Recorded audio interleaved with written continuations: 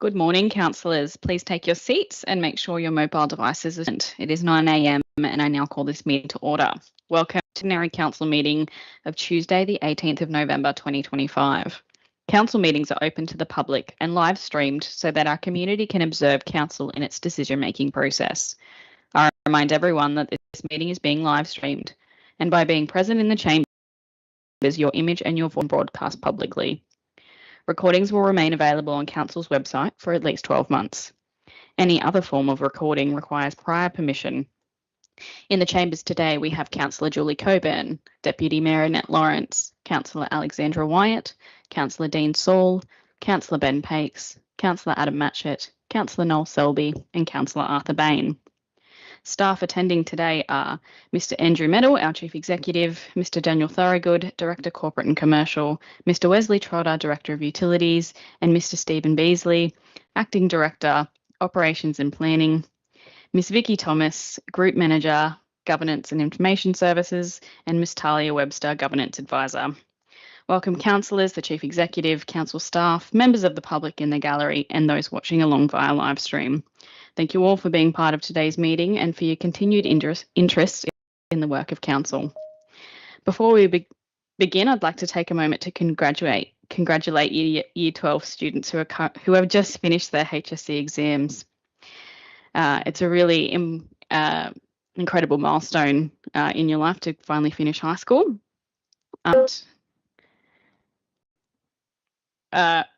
Very proud of your efforts there. I'll now move to the opening prayer, Councillor Saul. Thank you, Madam Mayor. With your indulgence, I'd like to read the Lord's Prayer. Our Father in heaven, hallowed be your name. Your kingdom come, your will be done on earth as in heaven. Give us today our daily bread. Forgive us our sins as we forgive those who sin against us. Not temptation, but deliver us from evil. For the kingdom, the power and the glory are yours, now and forever. Thank you, Councillor Saul. I now move to the acknowledgement of country, Councillor Bain.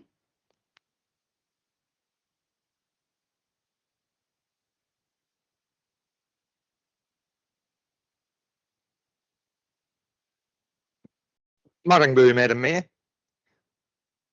I feel very honoured to have been presented by the Thungati community with a kangaroo skin cloak, and so therefore I'd like to take this opportunity to acknowledge that we are on Thungati country. I would like to acknowledge the ancestors past who speak to us through the sound of the waters and the wind in the trees and the crash of the surf, and we can hear their voice to guide us in our deliberations. I'd like to acknowledge the current elders who are working hard to keep culture alive, to work towards balancing culture and existence in a dominating culture. And I'd like to acknowledge the young people, the emerging elders, who have a challenge of walking in two worlds to maintain cultural integrity and to have success in the non-Indigenous world as a minority of people. Our thoughts should always be about justice and respect for First Nations people. Thungati land always has been, always will be. Marangu. Thank you, Councillor Bain. I'll now read the acknowledgement of servicemen, women and their family. Council acknowledges the sacrifice made by Australian families, in particular those who gave their lives in defence of the freedom we enjoy today. With Remembrance Day observed last week, I was privileged enough to lay a wreath over at the East Kempsey Cenotaph with our school leaders and some of our veterans, and it was a really lovely occasion and an important time to pause alongside our community, take a minute's silence, lay wreaths and play the last post. These simple but powerful acts honour the courage and service of our veterans. Their legacy continues to remind us of the cost of peace and the importance of remembering, lest we forget. I now move to item 4, which is apologies and applications for a leave of absence. There are none. I now move to item 5, which is the confirmation of minutes from the ordinary meeting held on the 21st of October 2025. Do I have a mover? Councillor Pakes, seconded Councillor Coburn.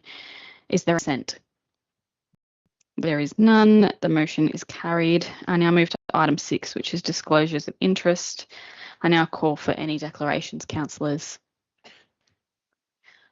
I hear none. I'll now move to item 7, which is items passed by exception. There's a recommendation before us. Before we move the motion, I'll take questions to any councillor so that they may speak to them or vote against them.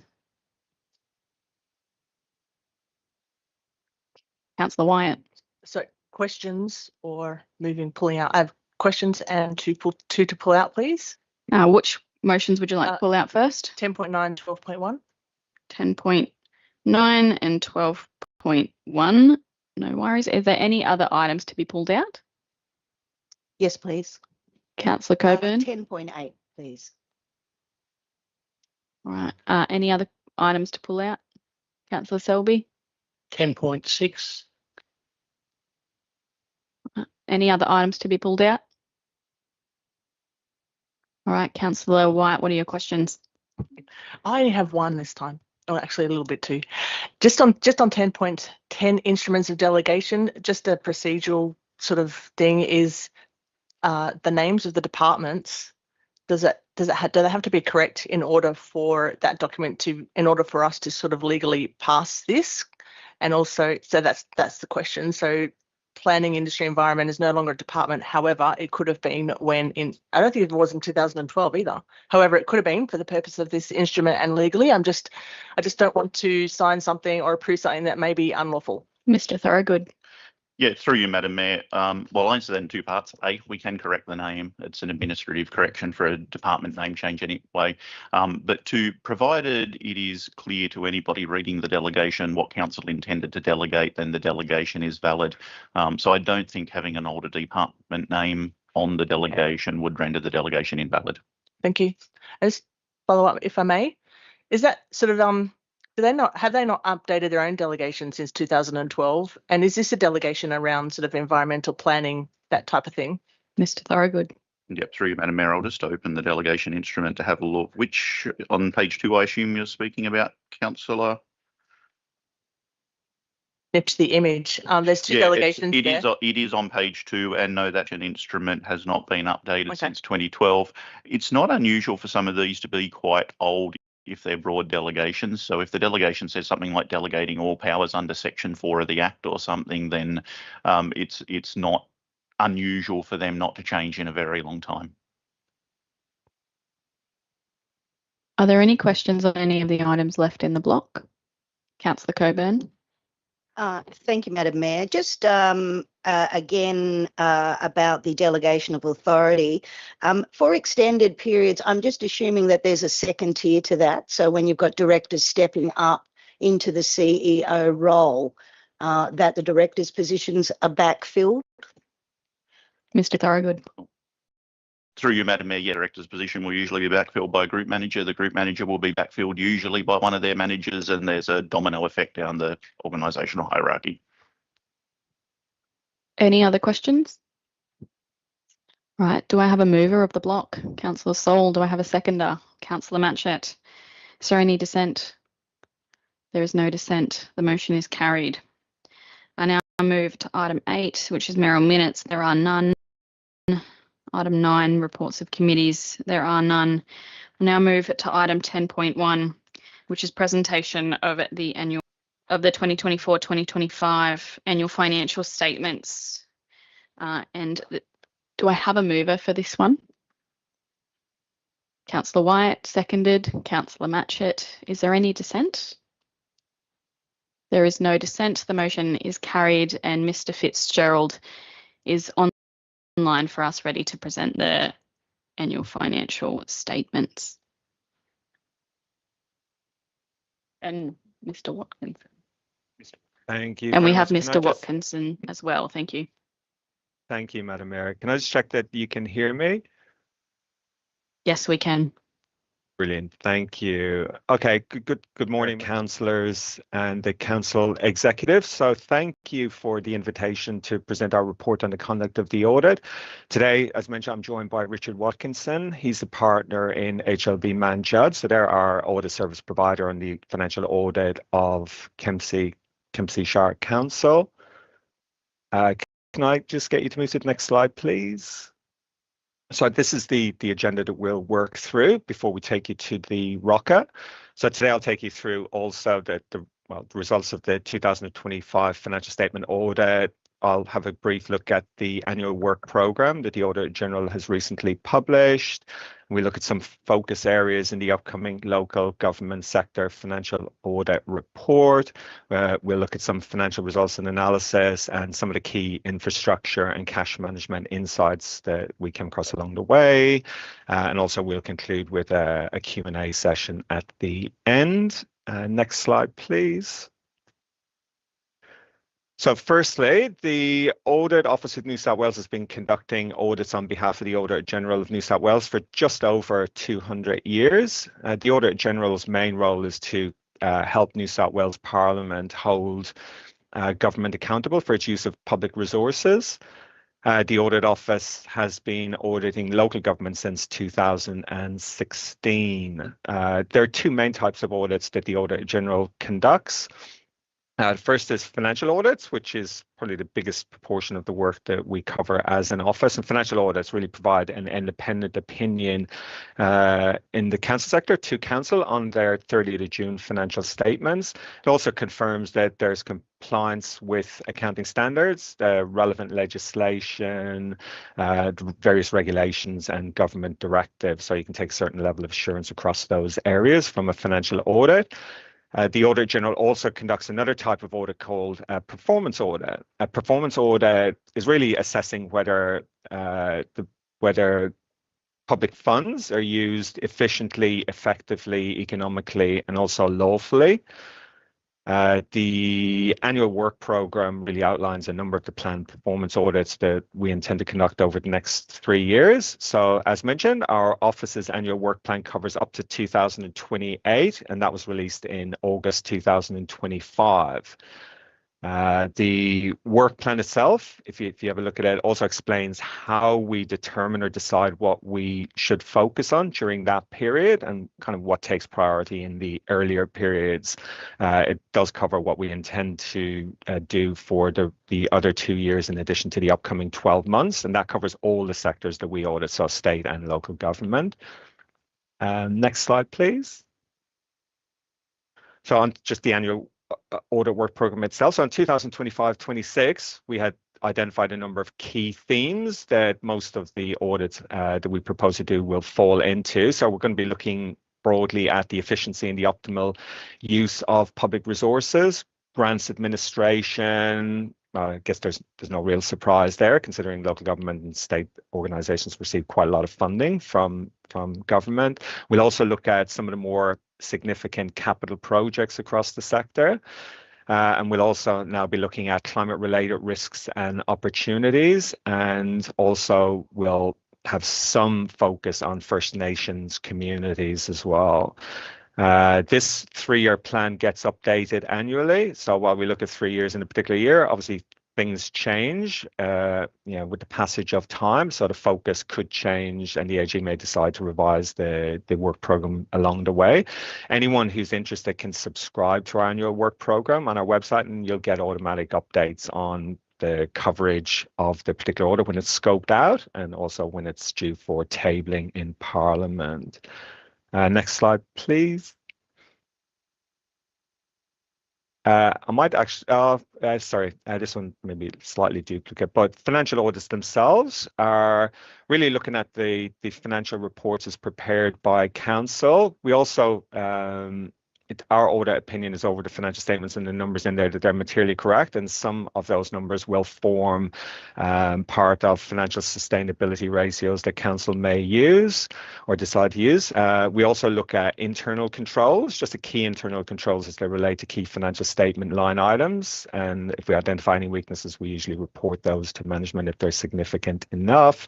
We also look at the governance frameworks that are key to promoting accountability and compliance, and also ethical financial management. Next slides, please. As mentioned, we conduct performance audits. For the local government sector, there are 6 planned performance audits. The first is around, or it's going to be a series of audits around the long-term financial planning at councils. So I'll look at the long-term financial plans in place at either a specific council or a group of councils. Also, we'll look at the Audit Risk and Improvement Committee effectiveness. So ARIC for short. The effectiveness, we intend to look at the effectiveness of ARICs in providing that independent oversight to council, but also on how effectively ARICs are supported by their councils. We'll also look at performance management and monitoring. We'll be looking at reviewing compliance with the IP&R, the Integrated Planning and Reporting Framework, and also looking at some of the performance measurement practices in support of that. Next slide, please. We'll, as mentioned as well, we'll also look at some major capital projects, and those could be selected from a number of councils, or the focus may be in identifying a specific council that has a lot of activity in that area and maybe focusing on 1 or 2 projects in that council. So that will be scoped out as we get closer to the date of that report, that piece of work beginning. We'll also look at climate risk adaptation. So councils really should be preparing for implementation and monitoring actions to adapt to climate risks. And we'll look at how effectively selected councils are doing this. We'll also look at waste management in specific councils. Next slide, please. We also, actually, I might just skip on to the next slide because it covers what I want to cover here. So areas of focus in our sector audit report. So that sector audit report really reports on the outcomes of the 2025 audits of the 128 councils and also the joint organisations and county councils. It'll look at the financial audit outcomes themselves specifically, looking at financial position performance and the cash flows of councils. We'll also look at financial sustainability. So there was some reporting in last year's local government sector report, which you can have a look at, and it'll give you a flavour of what the reporting could look like this year. That report is due to be tabled around about February. We'll also look at IT, cyber and AI. So this year, these are areas of additional focus. So we have surveyed or asked a number of questions in those areas of all the various councils across the sector. So we expect to I guess, analyze that data accumulated and hopefully present some insights for the sector in each of those areas. Again, we'll also be looking at major projects. So this year, I believe we identified projects above $30 million, and those councils will form the basis of that section in the report. Also, we look at and report on internal control and governance more broadly. So what you might see in management letters, we accumulate those kind of control deficiencies and offer insights as to where councils more broadly can improve. Next slide, please. Onto the main event, so report on the conduct of the audit. So with this, I might hand you over to Richard Watkinson, partner from HLB Manjot. Perfect. Thank you, Garode, and good morning, everyone. As Garode mentions, I do undertake the audit on behalf of the Audit Office of New South Wales. So given we're somewhat closer to the numbers, we're probably best placed to cover the financial statement aspects. So the content of the report of the conduct of the audit is stipulated by the Office of Local Government. So we report in accordance with those requirements. Probably to start by saying to Council, the general purpose financial statements and special purpose financial statements were adopted by Council on the 29th of October. So certainly met your statutory reporting obligations and deadline in that regard. And the audit opinion that was signed on those financial statements was a clean, unqualified audit opinion. So that effectively means that we're signing off and providing assurance that those financial statements are true and fair and materially correct, which is the great outcome. If we could go on to the next slide, please. So this is just giving a snapshot to Council of the financial performance of Kempsey Shire Council for the year ended 30th of June. This gives you a snapshot of some of the elements of what makes up your income statement. We're really focusing on some of the key areas here. So you can see the top 3 lines just gives you a snapshot of where some of Council's major revenue streams are derived from. So you can see your rates and annual charges revenue increased a little over 6% on 2024, being really your IPART rate peg plus a special rate variation accounted for the majority of that. The next 2 lines, we show the grant and contribution income derived by Council for the year, and that's split into 2 categories. So grant income provided for operating purposes and also grant income provided for capital purposes. You will see there that grant income was lower than 2024 in both categories. Capital grant income was down just over $1 million, around 3%, but an 18% decrease in grant income for operating purposes. So revenue was certainly down in 2025 from a grant perspective compared to prior year. That has contributed to a slight decrease in your operating results for the year. So Council did report a surplus in operating results for 2025 of $29.2 million, but that is a decrease of around $5 million on the prior period. That has mainly contributed through a decrease in grant income, but also some increasing operating costs within Council. And there's also increase in a non-cash item, which is your depreciation and amortization expense on your significant infrastructure assets. And they are carried at fair value. And as the value of those increase year on year, typically your depreciation increases as well. So a combination of increasing depreciation, increasing operating costs, and some decreasing grant revenue has contributed to that decrease in operating result for the year. The very bottom line is an interesting one. So that's something that's reported, and it looks at your net operating result before taking into consideration any grants for capital purposes. So really it's looking at that $29.2 million surplus, and then says, well, what was your grant income for capital purposes? That's the 37.3. You take out capital grants and it shows a deficit for the year of $8 million. I guess why that's important to look at it, it's really trying to say, does operating income, is it sufficient to cover the operating expenses of Council? So I think that's be cognizant of that number, and it's an important one to look at. If we could go to the next slide, please. This just gives a bit more of that visualization to Council around that operating result for the year of $29.2 million. You can show we've got 2 years of comparative numbers there as well. And it does show a decrease from 2023 through to 2025.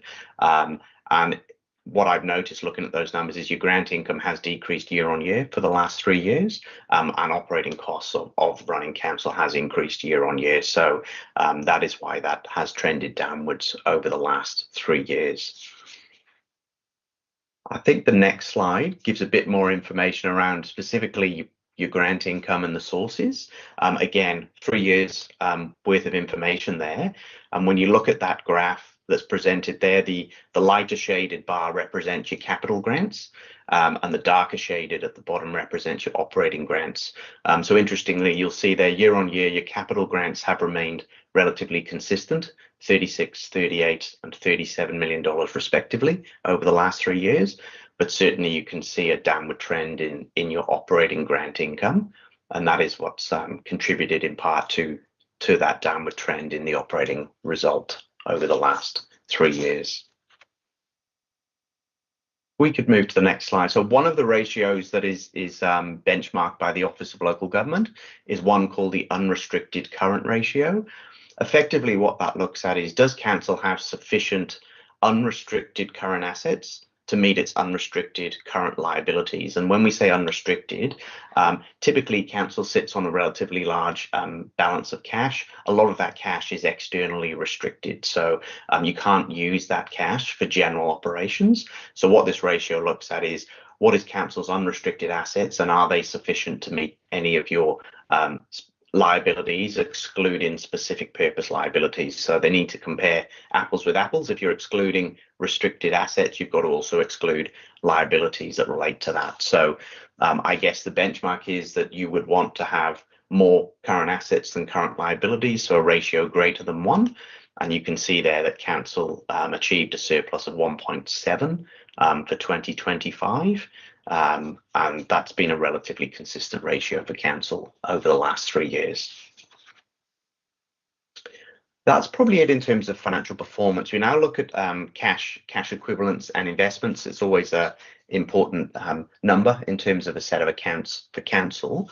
So over on the next slide, there's a summary of the cash and investments held by Kempsey at the 30th of June 2025. So you did have $191 million of cash equivalents and investments, which is quite a substantial increase on your cash holdings at 30 June 2024, in part down to some significant grant funding that came into council in the latter half of the year.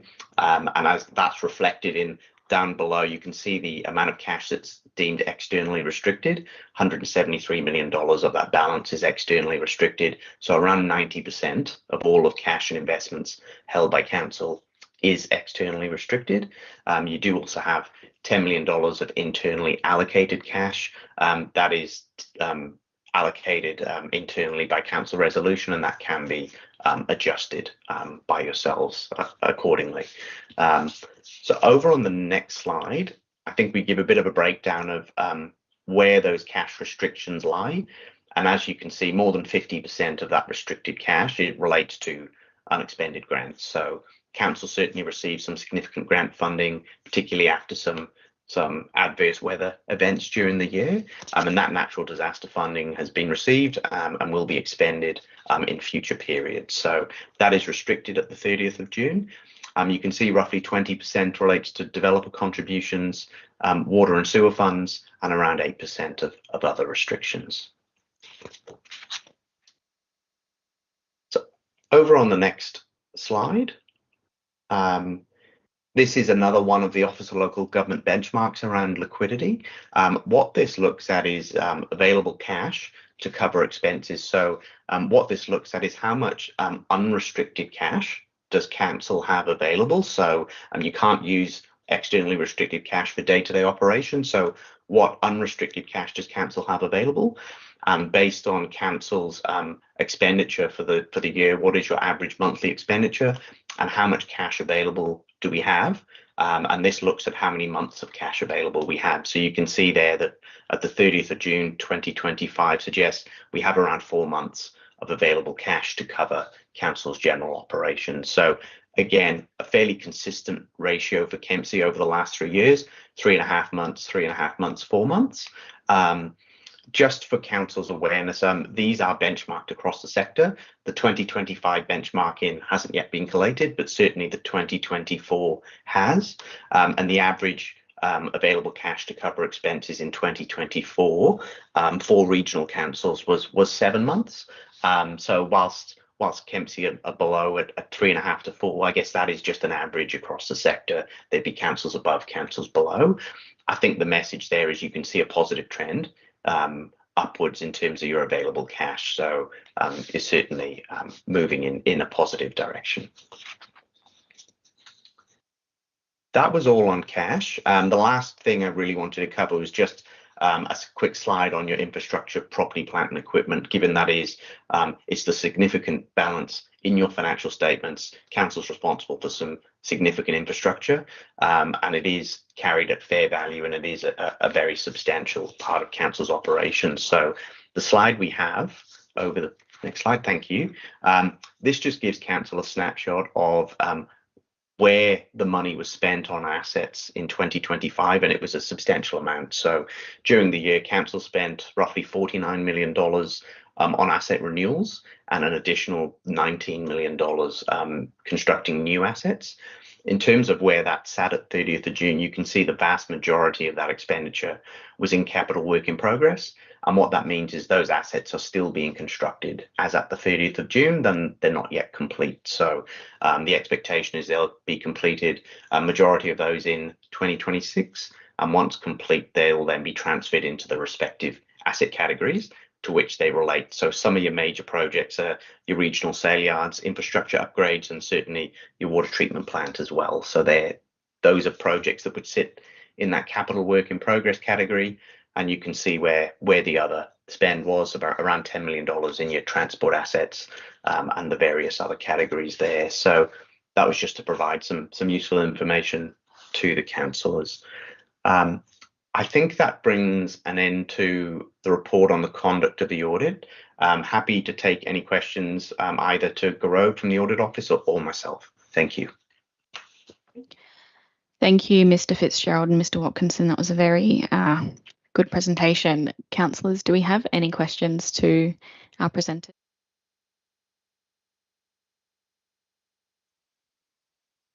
I hear none. You both might be off the hook. Okay, I will ask a question because I was going to ask it. Oh, sorry, speaking over to. I will ask a question then. So, which I was going to ask council, but I'll ask the auditors as well. So, we had an explanation around the principles of what's going on for that variance of 80% between in the net operating, with that deficit being 8 million this year or last year, and 4 before. And you mentioned that it's up to us to keep in mind, is that sufficient to cover the operating expenses of council? In your experience across the local government sector and looking at that, is it? Or are you unable to comment? Sorry, if I may, is the question, is that something that we monitor or something common across the sector? Based on your experience of looking across the sector, is the operator, you asked the question for us to keep in our minds, that are those figures sufficient for council to cover its operating expenses? And I'm saying, is it, in your opinion, enough to cover operating expenses? I think I might just jump in there, Chair, or Madam Mayor and Councillor. Well, we don't actually monitor benchmarks across the sector. We just report on individual audits, but I guess each council has its own specific way of its own risks and its own kind of expenditure profile. So really what we would say is just, you've got to just monitor your specific too. So a ratio can mean many different things to many different councils, and it really just highlights for your council, you just need to monitor and look at. And because some councils may be able to operate on a lower ratio than others, just depending on how well or otherwise they manage their cash flow forecasting and their expenditures. So it's just very difficult to say, but really it's just highlighting that as a council, you just need to do that. Thank you, Brad. And if I may add, so again to that, I guess some councils have different abilities to derive different sources of operating incomes depending on the assets that you have and the location. So again, it is very specific to an individual council, and it's just the combination of, have you got the ability to generate additional operating income from the assets you have, or the ability to look at your cost base. But they're really the only two metrics to monitor, and they're very specific to you. Thank you, Mr. Watkinson. Follow-up? Yeah, I think you just answered my question, but I didn't hear it properly. I'm sorry. What are as council? Yeah, what are some of the red flags that we should be looking for in monitoring that? what are the main, what are the things that we should be looking at specifically for monitoring that, and what would be some of the red flags? I guess, and Goro, please jump in and add to it if you want to. I guess from my perspective, part of it would be your long-term financial plan and your long-term budgets, and what do you think the genuine operating expenditure of councils are going forward? If you see that that suggests a growing deficit, well, I guess it's at that point you look at the sustainability and other areas where costs need to reduce or income needs to increase, and what are the mechanisms available to council to do that. One to bear in mind, and that should feed into your long-term financial plan, is part of your capital works program as well. And as mentioned, there is a non-cash item in that deficit, and that is your depreciation number, which is substantial. And so that very much needs to be part of that budgeting process. And what does that mean for council? It doesn't mean that we're cash flow negative and we're spending more than we're receiving, because depreciation is a non-cash item, but it is something that needs to be monitored, and that feeds into your long-term financial plan. I don't know, Goro, if you've got any other comments to that.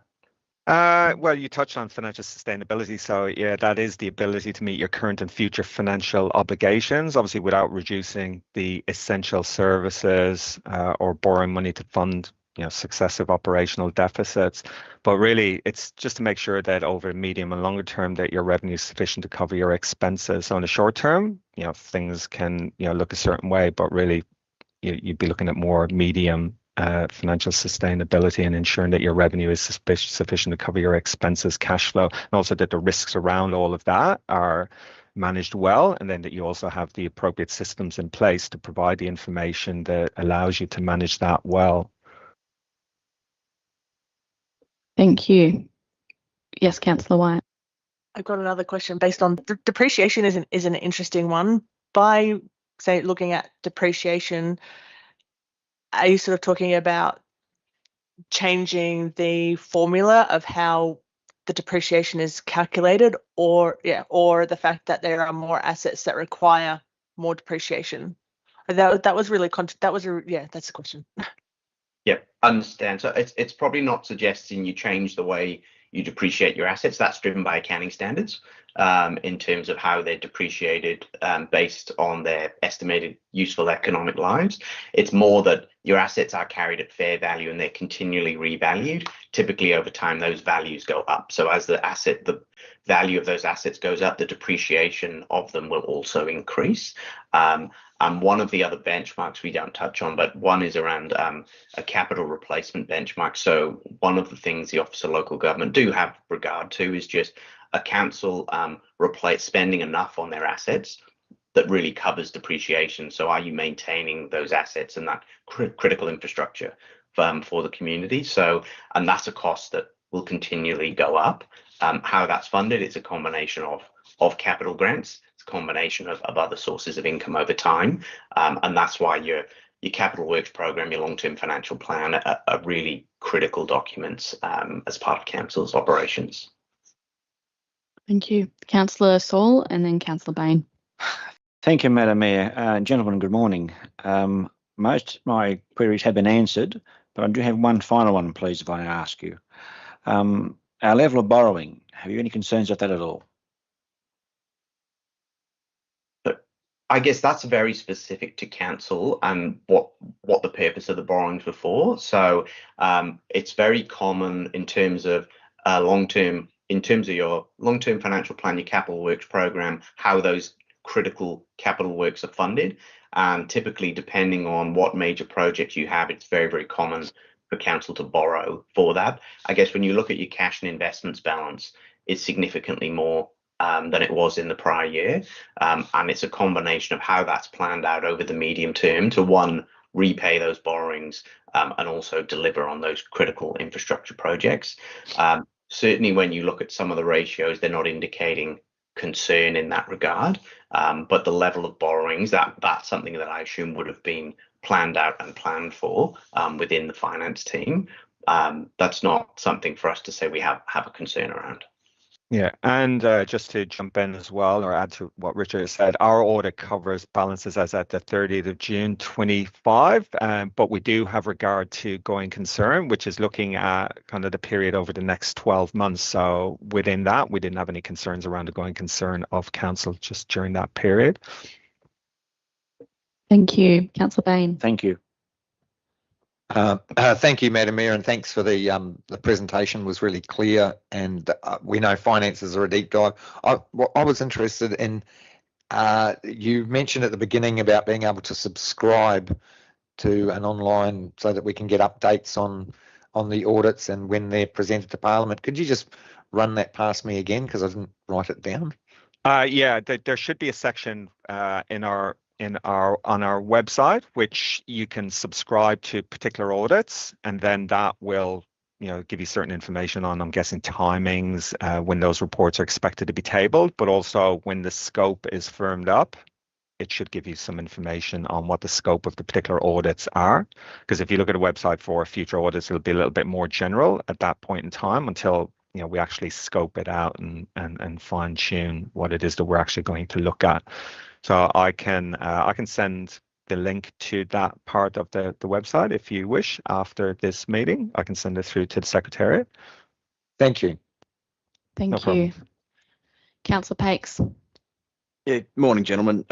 Thanks for your presentation. My question's around the trend in grant funding reducing, and your comment on local government across the state, whether it's linked or whether it's a trend right across the state, or is it based around local councils and their geopolitical situation? Like, how does that sit, and how do we change it?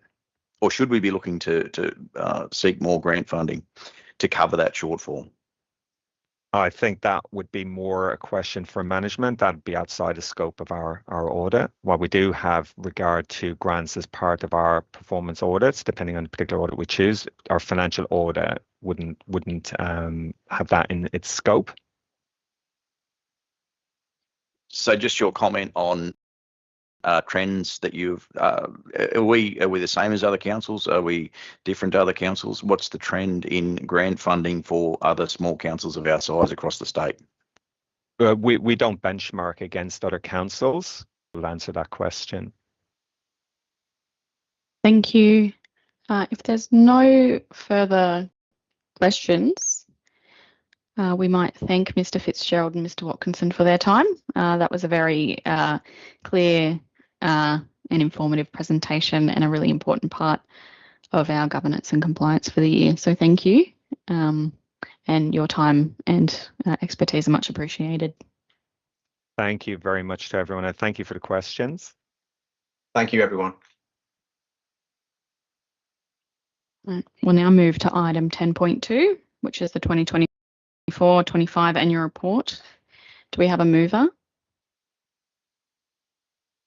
Councillor Matchett, seconded Councillor Saul. Councillor Matchett. Actually, I'll just pause. Would you like to introduce? I'll just ask Daniel to introduce before you speak to it. Sorry, point of order, Madam Mayor. Did we have to accept that the previous 10.1, or? We were just receiving a presentation we'd resolved in October for those financial statements. Thank you. Thank you, Madam Mayor, and good morning, councillors. Today we present to you the 2024-25 annual report, which reflects a year of significant progress delivered under some extremely challenging circumstances. Despite major flood events, organisational change and growing infrastructure pressures, Council completed nearly 80% of its operational plan actions and advanced many of the Shire's most important long-term projects, from major water and sewer upgrades to the Moolaman Trail, Sale Yards redevelopment, sporting infrastructure, community inclusion initiatives and cultural programs.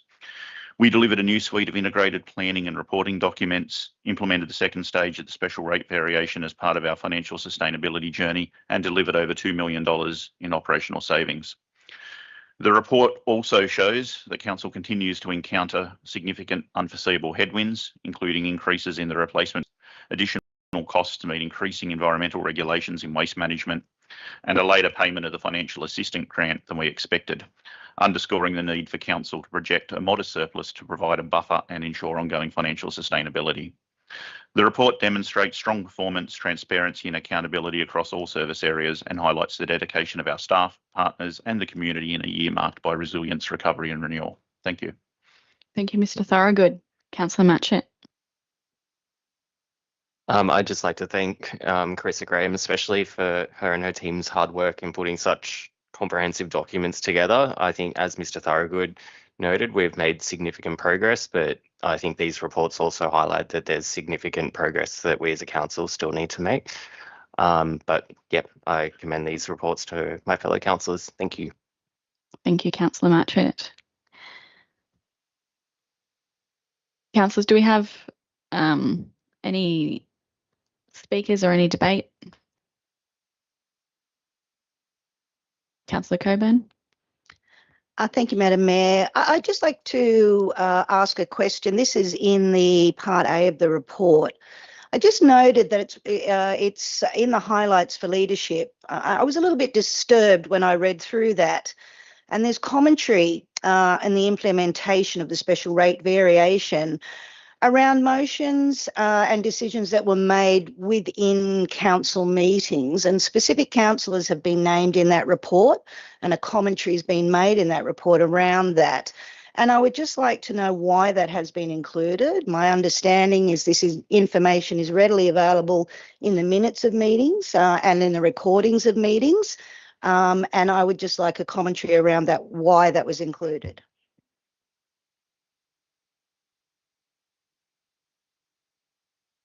Do you have a page reference number?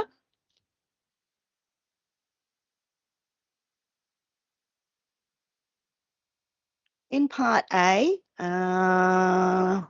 32, page 32, under the highlights of leadership and just the notes around the implementing of the special rate variation. Thank you. Mr. Thorogood. Yeah, through you, Madam Mayor. I'd probably have two comments on it in particular. I definitely think it would be remiss of the annual report not to mention that we implemented the second stage of the special rate variation during that year. It was certainly a key item within the leadership part of the program that we implemented. In regard to the particular text, it was lifted from the council meeting wrap-up that followed that particular council meeting. So that's text that was already published in relation to that item in our media stories, and we simply included the text from that media story in the annual report. Thank you, Mr. Thorogood.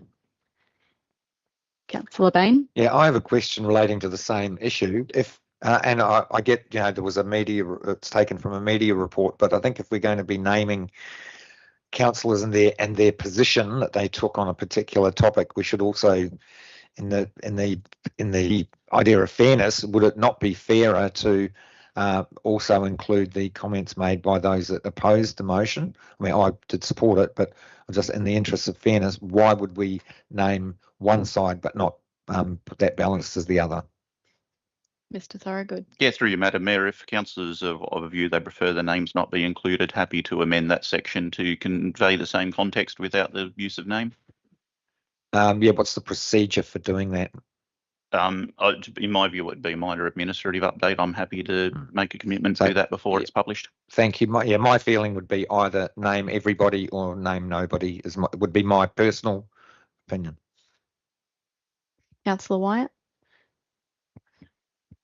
I have the same issues as well. I'm concerned that it is inclusion of specific council names creates an impression that others did not express their views. So perhaps based on what you've just said, perhaps this might be some text, something along the lines of councillors Coburn, Selby, Pax and myself raised significant concerns.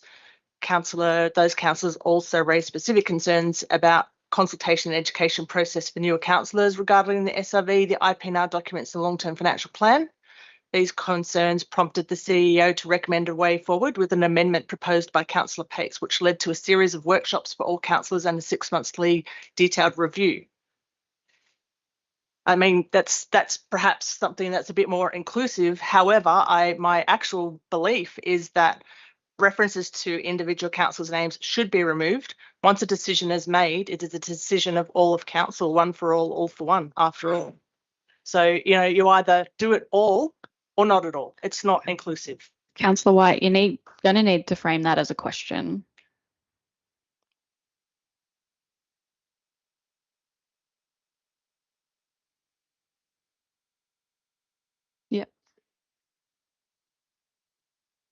Mr. Myrtle? So Councillor White has sent through an email overnight, I think, which used that terminology. I'm happy to include a variation on that into the plan and remove the references to individual councillors. That would be good, because I actually think that whole process was a really good example of collaborative approach to decision making, particularly around the amendment and particularly around the commit. I'm sorry, this is a speech. Yeah. So we've dealt with that section of the annual report. Does anyone have any questions regarding the document or other parts of the document? Or does anyone want to speak for or against the annual report?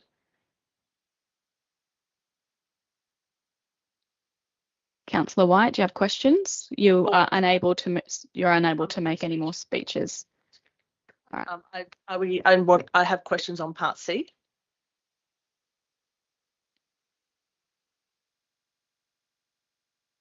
Yes. Okay. Thanks. We just heard the presentation with about the explanation, the principles around what's going on for that variance of 80% difference in net operating, that being a deficit of $8 million this last financial year and for the year before. We had those principles. Can council a brief explanation of what factors are going on for council, or what the council experience that contribute to that deficit? Mr. Myrtle? I'll start with some general points, and then I'll ask Mr. Thorogood to lean in with a bit more detail. Quite clearly, as was set out in the presentation, the fair value for assets is of concern for council. We've seen a 12% per annum increase over the last 2 years. So that means that our depreciation increases significantly. And as you'll have heard, that's a non-cash item within our accounts. Separate to that, there have been some challenges with the financial assistance grant, and therefore the level of expected receipt of that. Or whilst the level remains the same, the timing of it is different, and that's had a significant impact. But if you look at that as a longer term or a rolling position, we've got what we were expecting to get. We just didn't get it when we expected it, which is common for the federal and state government to manage their own budgets before considering where local government sits. In general terms, the budget is not healthy. It is not a position that any of us want to be in. There needs to be a step change in what we are doing now to get us to where we need to be with financial sustainability. The team internally are absolutely committed to doing what we can to shift the dial on this. This is not where this community needs its council to be in terms of its financial position. It needs to be making a small surplus year on year so that we have the. And I referred to them at the beginning. Depreciation has been a big one. That 12% year on year increase in depreciation has hit us. We also had a couple of $1 million worth of income that relates to flood recovery, where we had expended money in this financial year, but that income was disallowed in the view of the audit office. It was a little bit too uncertain at that point in time, and therefore that will turn up as income in this financial year and make this financial year result look better, but we took a loss in last year. We faced some significant costs in environmental compliance with our licence at the Waste Management Centre, and the need to effectively treat leachate there through a treatment plant, and going through the process of getting that licensed on an ongoing basis. And that will be costs that we will also incur into the future that are significant. And in addition to that, and I was looking for the question that Councillor Coburn had raised on notice, there was a reasonably significant amount of loss on disposal of assets. It doesn't relate to any one asset. We're happy to provide details on that, but that was across quite a number of transport assets, and that's what we see when we get either a asset that we dispose of early. Now, say if we had a truck and it had a 20-year life, you disposed it at 10, you'll take a write down on that. In the case of transport assets, it might be where we have a road that has a 40-year life that we need to do something at 35 years or something like that. There'll be a write down. There are some larger ticket items in that line item, but on the whole, I think it's spread across something like 60 to 80 different works. It's not a single item which contributed to that particular line item. Because of the accounting treatment of the way assets are accounted for, it's something that is very hard to foresee during the planning stages.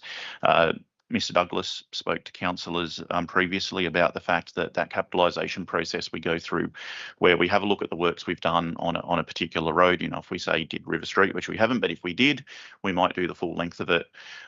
There's a whole process that we need to go through to work out how much of that is renewal, how much of that is new asset, how much of it might be an early renewal. We break the roads up into segments, how much of it is on which segments, and a road might have a particular block as a segment and we might work on half of it, but that gets distributed across the whole. So there's a significant body of work that goes into reconciling that at the end of the year, and sometimes those numbers aren't apparent until that work has been done. Thank you.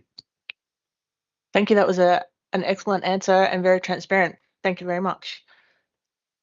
And I apologise that I didn't ask these before, because I just thought about these when he was giving that presentation. So I asked the same question. Is that sufficient? Are those numbers sufficient to cover operating expenses of council? Mr. Thorogood. Through you, Madam Mayor, I think the numbers speak for themselves. We had an $8.1 million deficit in the last year, so we took in $8 million less than we spent for the year effectively. Admittedly, some of those are non-cash items because they're depreciation, so our cash flow reflects something a little bit different. But on the cash flow side, we are borrowing money to maintain unrestricted cash reserves. If we weren't borrowing that money, we would be cash flow negative and we would not have the necessary unrestricted cash. The long-term financial plan forecasts growing and ongoing deficits year on year into the future.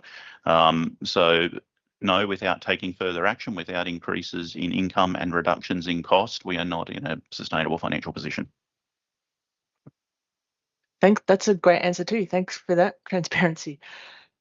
I've got two more. The operating grant income they showed in that table as being variable. That has been variable, and I recall former General Manager Craig talking about that.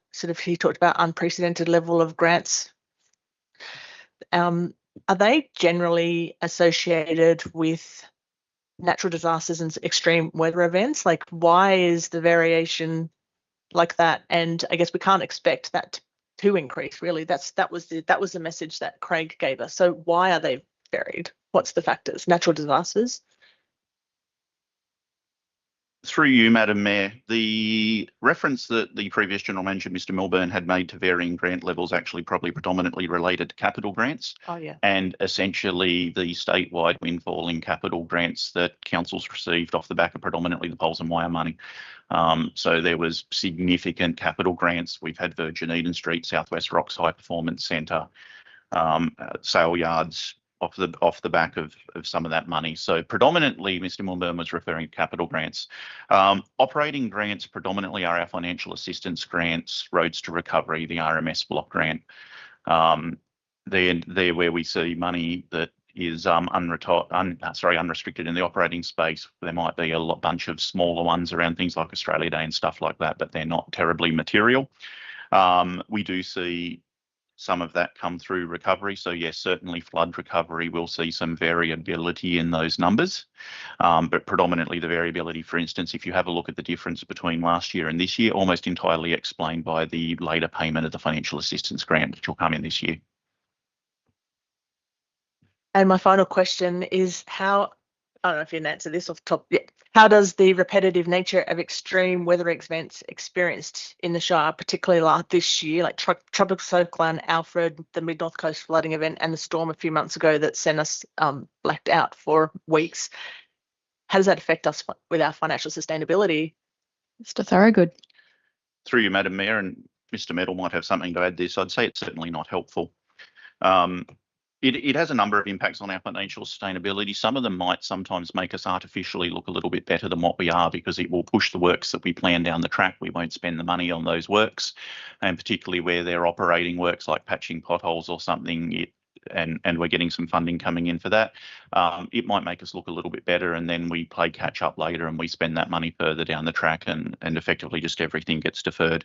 I would say the largest concern, though, that I would have from the financial impact on council is just simply the underlying degradation of assets in ways that we can't claim under the natural disaster arrangements. So the natural disaster arrangements are going to recognise the immediate impacts. If we have a bridge wiped out, those arrangements will pay for its replacement. Sometimes perhaps a little bit of betterment. We'll carry a bit of betterment on ourselves.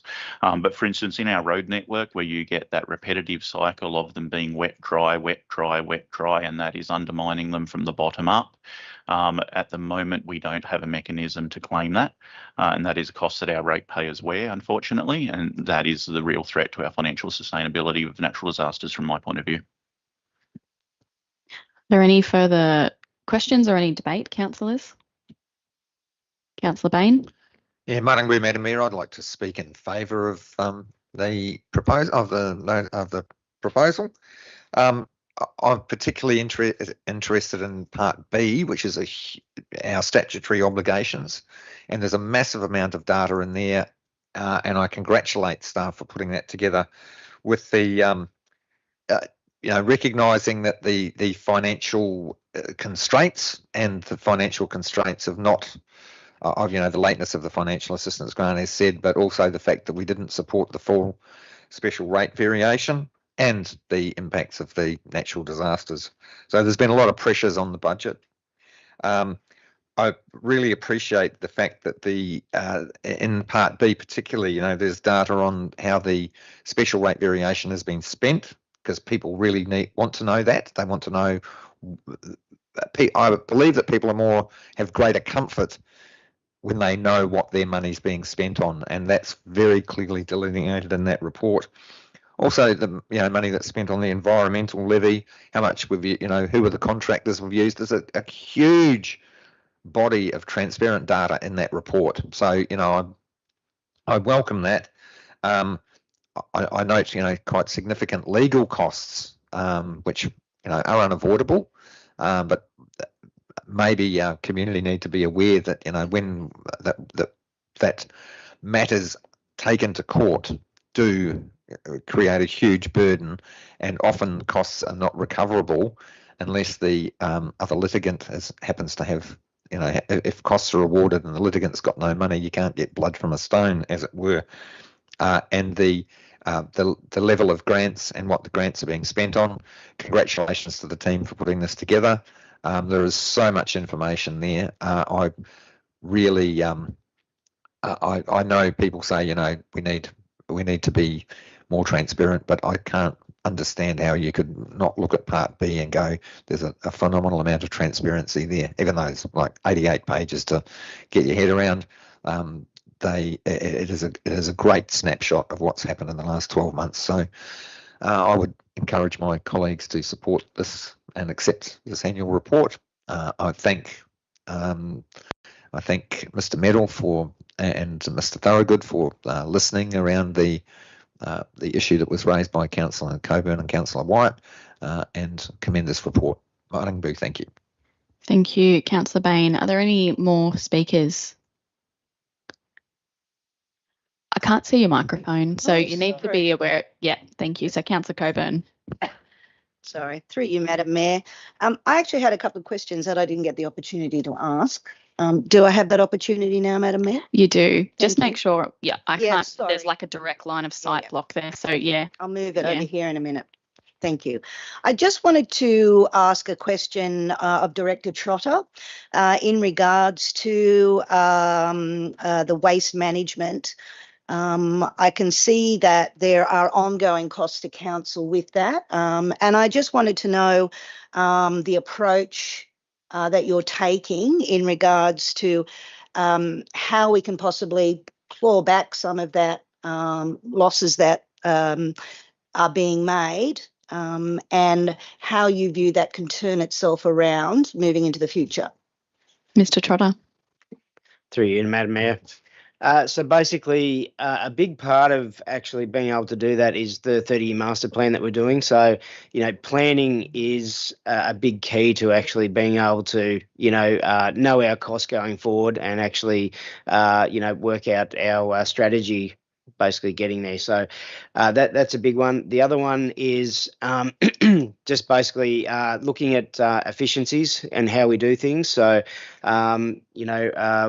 the dry recyclable and FOGO and collections that we've talked about previously, and doing that across the region, will give us that economies of scale with the rest of the area, and basically bring our costs down. So, but basically, as Mr. Thorogood said before, the environmental compliance that's pushing down through state government to local councils. There are a lot of extra costs, and basically we will be running to that cost recovery type scenario, and unfortunately there's probably only one thing that will happen with waste fees, and they will go up. Yeah.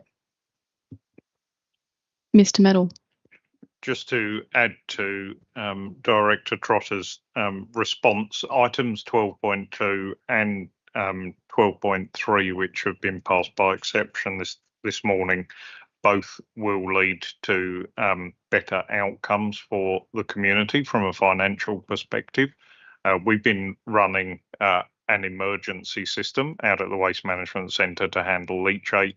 The directors put in place a much better and lower risk solution on an ongoing basis to cover the next 4 years with council. So we're moving forward with that, which will see, I suppose, a removal of that significant surprise that's been had over the last year. And the MOU around regional collaboration may not yield anything immediately, but it does open the gate on enabling businesses to invest themselves to support us, because there's a bigger quantum of waste or recycling or a particular stream that is not viable when councils have got individual contracts. So some really good thinking there about how we can get better outcomes for our community. Thank you. Thank you. I do have one more question. Can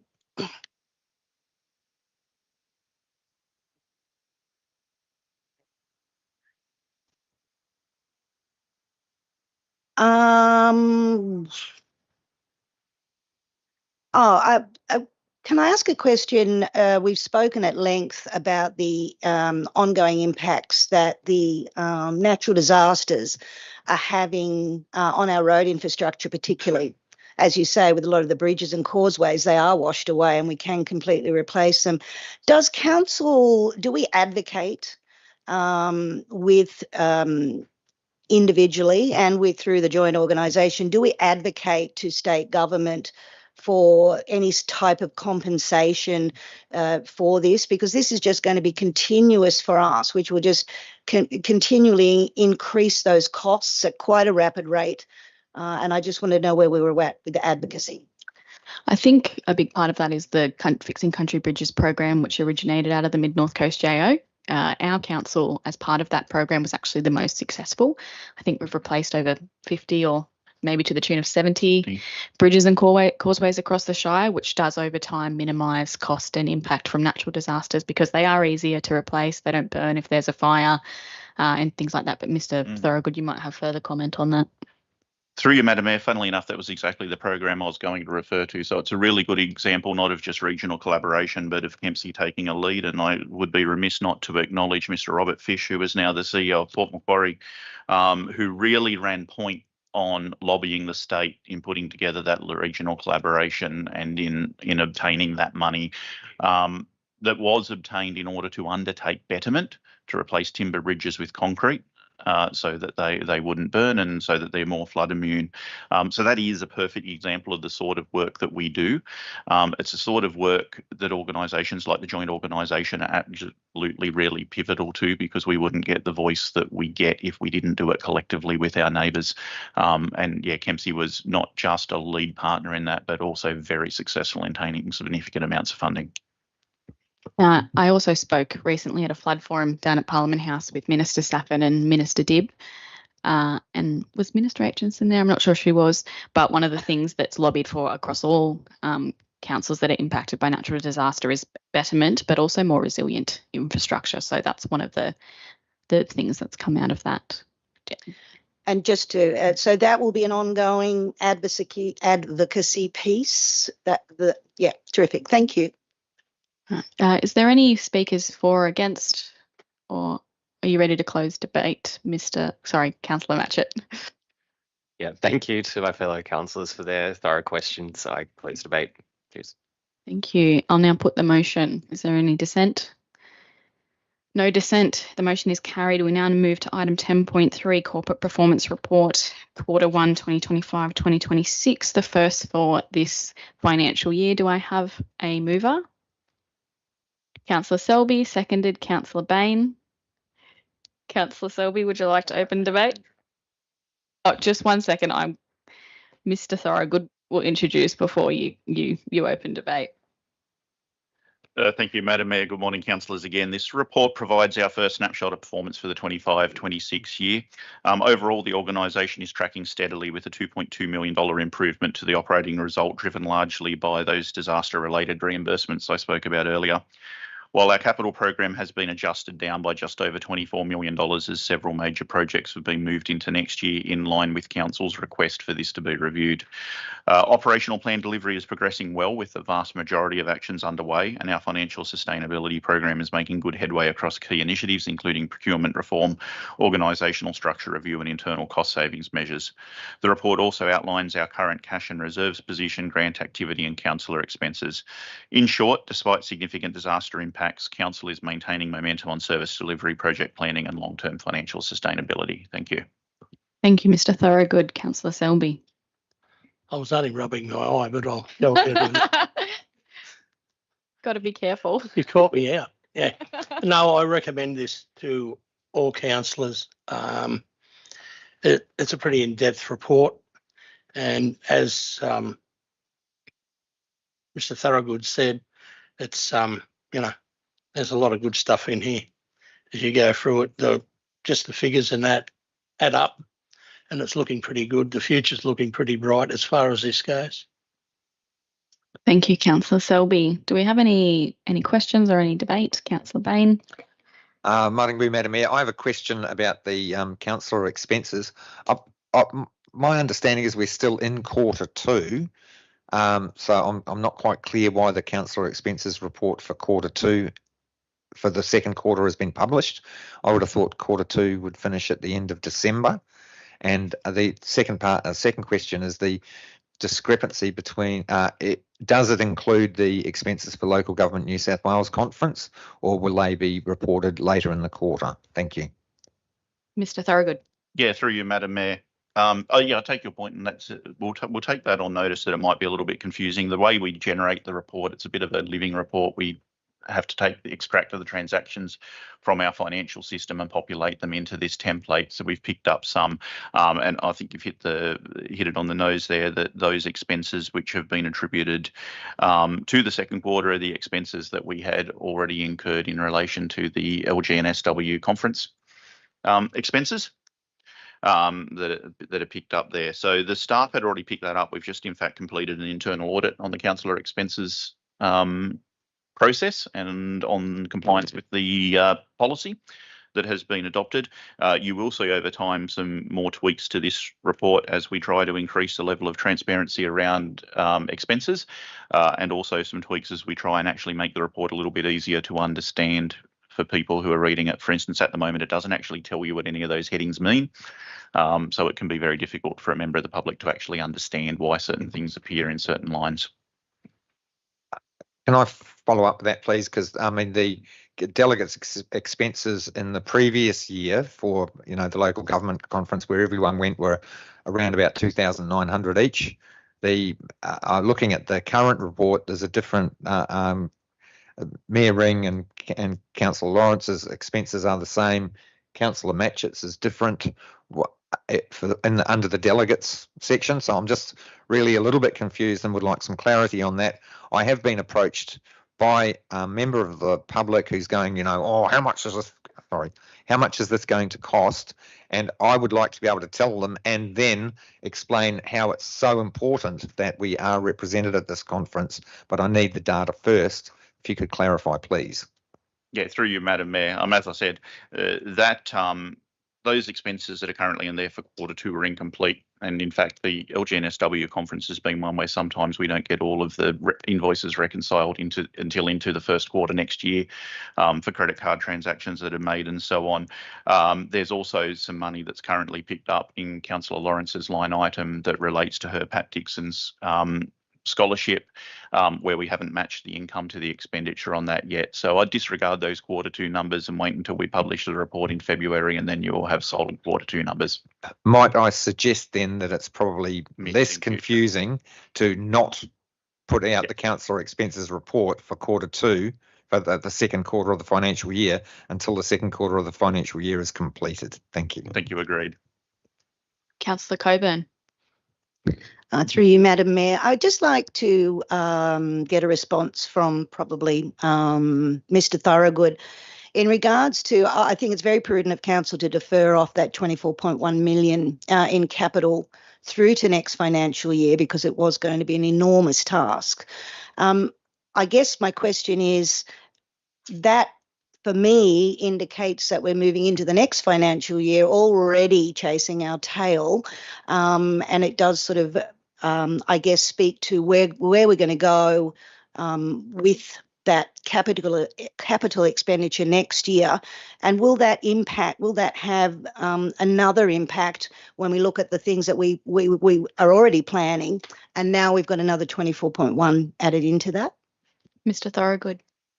Yeah, through you, Madam Mayor. Oh, look, I would definitely say there is an impact, and I think Mr. Douglas has previously described it to councillors during training and briefings as the capital program is very much like an ice cube tray full of water. And if you think of the rows in the tray as representing the years, the tray is on a tilt, and depending on a number of factors, and it's not just our capacity to deliver, but also our partners and New South Wales and federal government's capacity to deliver, you will see things will flow down that tray or back.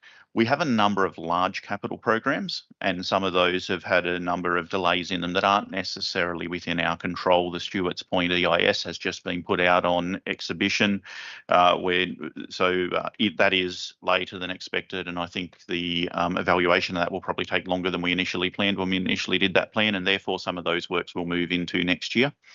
As we go through projects that we plan and we gain more certainty when we tender those projects and enter into detailed design, sometimes that means they're pushed down.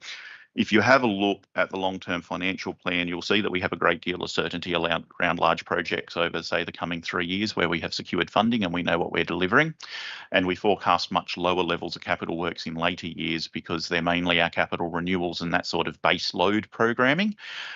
So, yeah, while there is an impact, I don't think it raises any concern with us that we're getting to a point where future years are undeliverable. And we certainly have a capital program at the moment that is influenced by a number of or a small number of very large projects, whether they're some of the water and sewer plants which are in Wes's program, or whether they're things like the Tozer Street Bridge or the PD slip remediation or Riverside Park, which are rather large programs within the infrastructure delivery portfolio. But predominantly the capacity that we deliver in-house, sort of that base load, we're confident that we can continue to deliver that into the future. Councillor Coburn. Just a follow-up question to that. So where we are deferring programs, and I know some of those will be linked to grant funding, etc., how does council, do you have that, I can't even think of the right word, but where you're allowing for the additional costs, which are always going to increase, they seem to be increasing on an annual budget. How do you plan for those unforeseen increases, which will impact the money that we have? Mr. Thorogood. Yeah. Through you, Madam Mayor, that's a very good question and a challenge that we have no doubt faced over the previous few years. It's an area where we are on an ongoing basis increasing our maturity and being able to make better estimates based on historic data. So what we certainly saw as we came through the COVID-19 pandemic is there was a very sharp uptick in the costs of pretty much all of our capital works, we saw significant increases in costs around things like structural steel, aluminium for windows and framing and things like that, and also in labour. So we went through a period of time. That pace has continued, despite the fact that we saw some short-term reprieve in some areas, as indicated by the number we spoke about, 12% per annum increase in our depreciation based on asset revaluations over the previous couple of years indicates that we're still seeing a significant increase in construction costs. So therefore, when we plan these programs, we do plan a contingency, and those contingencies have grown significantly. The contingencies that we plan in these projects today are much larger than the contingencies we would have put on a project in, say, 2018. But we still are, we still are, constantly increasing maturity in that. The other thing that I would say is the works that are natural disaster funded, we will recover all of our costs for those. So the way they are done is it's now RA, previously was Public Works or Transport, will establish an upper limit for those works. So that upper limit allows for that cost escalation between when that is established and when the works are done. So we always get our money back on those. Thank you, Mr. Thorogood. Councillor Wyatt. I just want a procedural question and then some questions on this, if I may. And the procedural question is around that councillors are required to submit the questions that we would want to ask here, and that they're provided on a written piece of paper. Is that made clear to the community? Some may be one. Is that made clear to the community? And where are they published? Or where and when are they published? So once the information has been finalised, then the results have been published on our website. Sorry, the other part of your question was how they publicised. We haven't publicised. Yes. This was a response to the Minister's Drive link to the Code of Meeting Practice change. And through you, Madam Mayor, probably just to add to what Mr. Metal has just said, I'll admit we've got our training wheels on in this space at the moment, and it's actually been a good initiative for us to commence this before the new code is adopted, because we are still working out the kinks in that process internally, in how that we can get those responses together rapidly, have them fit for publication in a format as in the, it's a draft that we've published here, needs a bit of work before it's fit for publication. The requirement that we publish all information provided to councillors will not commence until our February meeting. So at the moment, we're operating under some interim processes to make sure that when it gets to that February meeting, we can be in full compliance with the new policy direction of the Minister. But yeah, as part of the Model Code of Meeting Practice, there are two provisions in there. One, it is required that any information provided to councillors to base their decision on is provided prior to the meeting and is published for the public. And secondly, that it's published in a manner that does not allow any discussion or debate on those responses.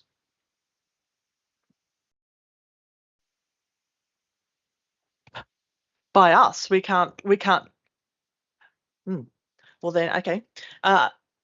Deal with that later. I do want a question, please. On page 23 and 24. Well, it is a question on this actually. So just to be clear, the community don't have this and won't have this until it's formally adopted through the Code of Meeting Practice in February. Is that right? Is that what you're saying? No, through you, Madam Mayor, we're working through that process at the moment, and in future meetings, they will need to be published on the website. As of February, they'll have to be on the website before the meeting commences. So may I follow up? Would that require then some kind of time frame or a policy procedure around when the papers are when notices of motion go in, when the papers are published, when we have to have read sometimes hundreds of pages of documents in order to give that to you, and presumably that can't occur on a weekend. Are we going to be having will we have to come up with some kind of procedure on how we're going to deal with this? Mr. Metal. Yes, we will. Yeah, I've been asking you to respond by the time work opens on a Monday morning. That's, given the number of questions and the research, that's been very difficult for us to fit in around whatever else is going on. So yeah, we've got to try and find a way that enables both of us to contribute to this, because I'm worried I'll be pushing back the publication date. Sorry, making earlier the publication date for the agenda to give you more time to read it and respond, so that we can then respond to your questions, and it brings everything closer and closer to the preceding meeting, and we won't get out of that cycle of just meetings, reports. Thank you. My question is the table on page 23 and 24, those infrastructure capital expense items where were not delivered, or the savings, and it looks that's a lot around livability, culture, recreation, things like the sports and the theatre and the wharves and cemetery, railway pound. Is that because you think, is that because repeated disasters are having a significant impact on our council's ability to deliver? And is it a fair assumption that it looks like those ones that sort of make a community livable are the ones that are going at that expense? So I wouldn't say that these are, one is given up for the other. There is definitely an impact between the two elements. So what we are trying to do, and talk through my plan and the three elements of it linked to employer of choice, breaking the cycle, and livability. This middle area about growing the capacity of council to respond and growing the capacity of the valley to engage in recovery works and longer term contracts and investment with council is how I see us potentially breaking that cycle, which will enable us to continue to deliver all the elements that contribute towards livability. I hope that helps. Thank you, Mr. Medal. And just for those people watching online, there's just copies of councillors' prior questions being handed to councillors who weren't in attendance to our public forum in person last night. So that's just what's happening there, Councillor Wyatt. Thank you. It's really good to see the developer contributions included in those documents now, and we have there's schedules that talk about where they will be spent. But it says that there's $33 million currently sitting there. Are they earmarked for any current projects? Are they in any current projects? Mr. Thorogood? Yeah, through you, Madam Mayor. So you'll see in the QBRS statement there has been some expenditure of those funds on projects in this year. So yes, we are expending developer contribution funding on works that we are currently doing. The local infrastructure contributions plan, which is currently had a revised copy out on exhibition, has a works program attached to it, which details the projects that those funds are earmarked for. The really important thing to look at when councillors have a look at those plans, or members of the community have a look at those plans, is the percentage of those works that can be funded from the developer contribution. So the developer contributions can only currently fund new infrastructure that has a nexus directly to the development. So they can't fund renewal of our existing assets, and they can't fund improvements in services necessary to fund our necessary for our existing ratepayers. So therefore, you'll see there are a few projects in there that are 100% developer contribution funded, but the vast majority of them need reasonably substantial contributions out of the general fund in order to be able to progress. Thank you. Councillor Wyatt? Yeah, may I have a follow up? I forgot what I was going to say, but sorry, when you said we will see 100, some of them 100% that can be funded by developer contributions. Do you mean in the plan? Do you mean in the section 11 and 12 plans, or we will? Yeah, is that what you mean? Those plans? Yeah. So it looks. Is there a dichotomy then between having that $33 million sitting there as a part contribution to a new asset or whatever associated with the development and a general fund? It can sort of see this money increasing and not being able to spend. Is that a fair assumption? Through you, Madam Mayor, I think it's got a real link to the underlying financial sustainability conversation. And Mr. Medal has commented previously, and as has the Mayor, that we need to be in a position where we are forecasting a moderate surplus so that we can use that surplus to provide to our community the facilities that they're demanding and that they deserve. And that ties into the use of developer contributions to deliver a portion of that. So those two things go together. Developer contributions are not terribly effective to us unless we already have a surplus in the general fund to be able to deliver new and additional infrastructure out of. You're quite correct. That said, what we do is we do have allowances in our program for renewals. So certainly around things like public amenities, toilet blocks, parks and open spaces and stuff like that. And each year, part of what is done by the Strategic Asset Planning and Infrastructure Delivery teams and the Developer Contributions Committee is to identify where those existing budgets can be paired with developer contributions to deliver some of the things which are in that plan from the money which is already earmarked. And we do our best as we possibly can to be able to do that and to maximise our use of developer contributions to minimise the impact on the general fund. Now, just give me another follow-up. And that's legislated. And so that's legislated and they're restricted funds. In your networking with all your other governance and finance people within the local government sector, is there sort of any appetite to change that, particularly when councils are facing sustainability problems and it looks like that there's that banked money there?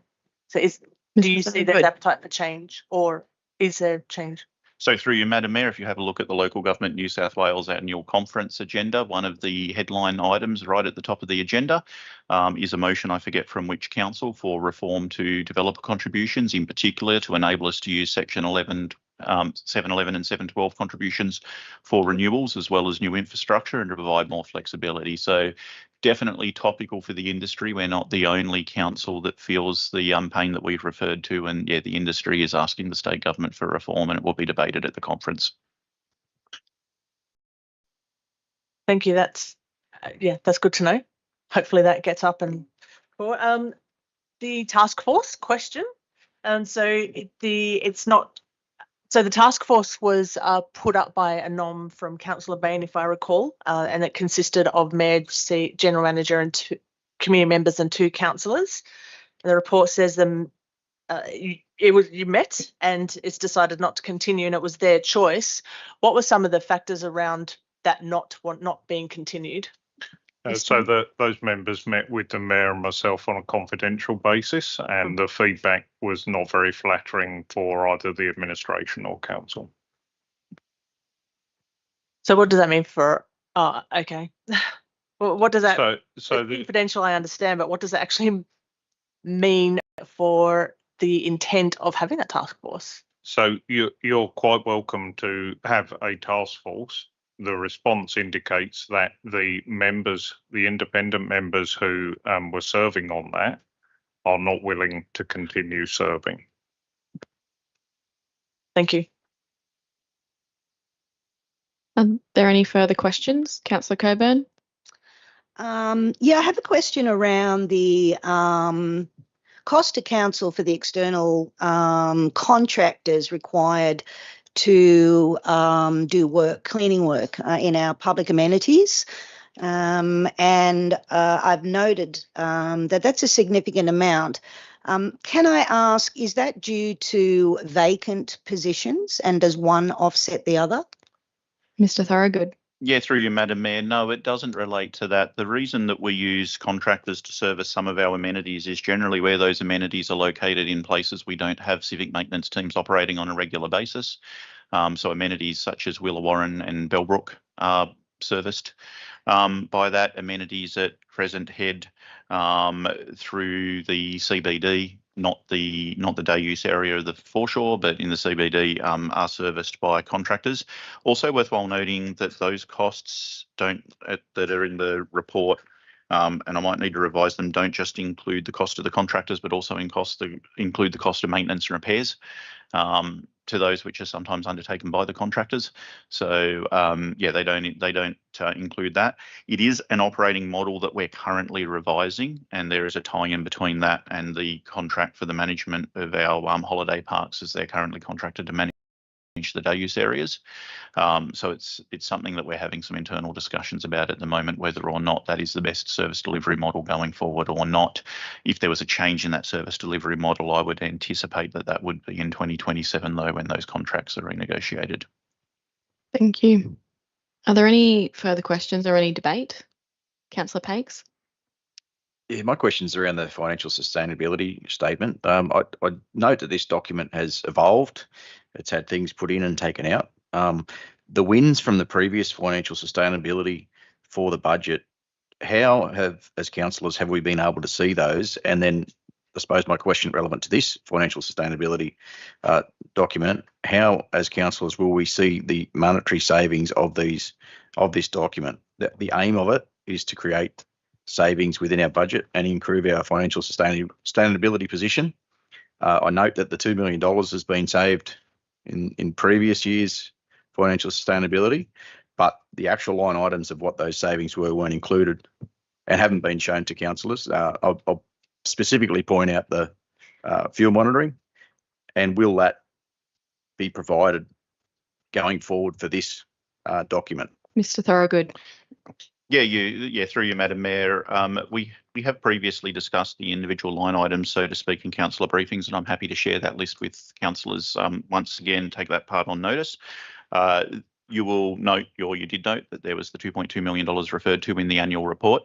So you will see the outcomes from the financial sustainability program reported to council at each quarterly performance report, and the end result at the end of the year will be reported to councillors as part of the annual report. But yeah, as for the individual line items, happy to take that question on notice and provide that information to councillors after the meeting. Councillor Bain. Thank you, Madam Mayor. I'd like to speak in support of the resolution. I think particularly looking at the financial sustainability plan and the progress on the operational plan, I think the traffic light system is really, really good for enabling councillors and public to quickly see what things are on track and what things need attention. So many of the items in the and both the financial sustainability plan and the operational plan are on track.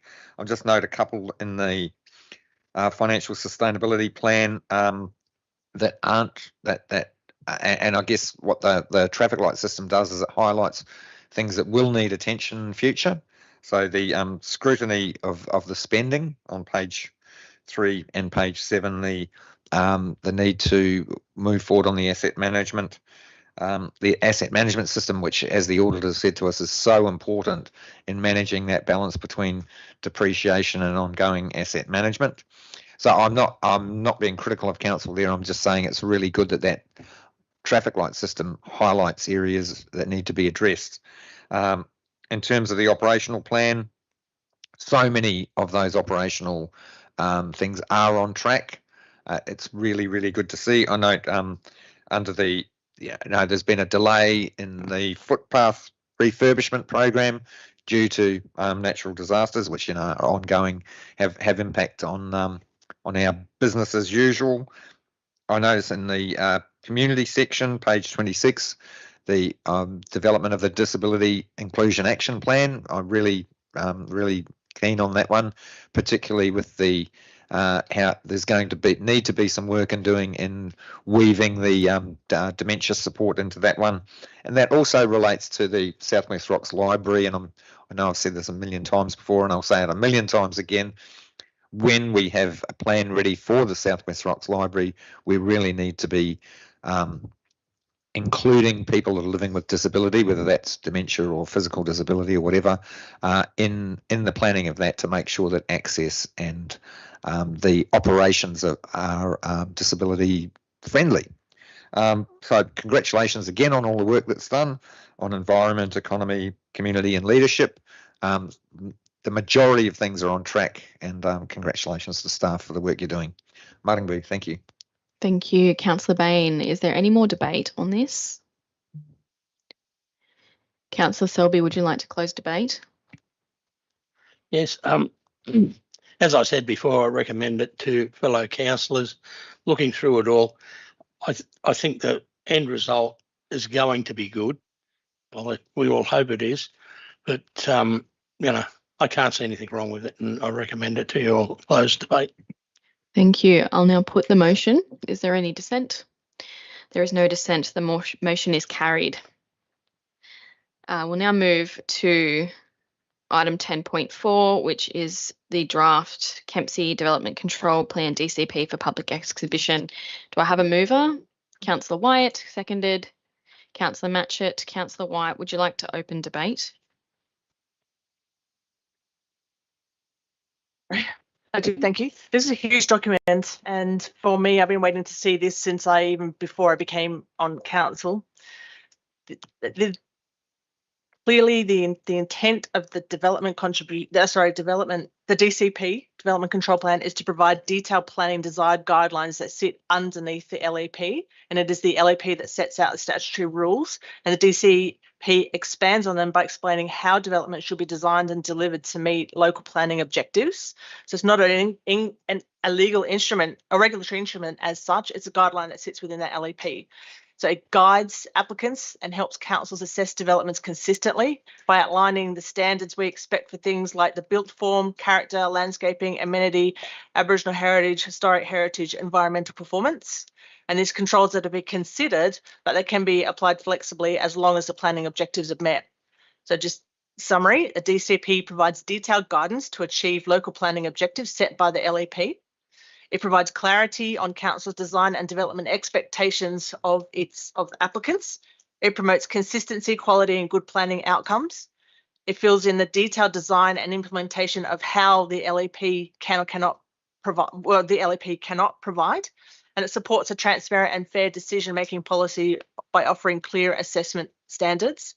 The intent of the DCP is not designed to make the DA process easier to navigate or checklist or that kind of thing. However, it has been discussed about will it make it easier to lodge a DA?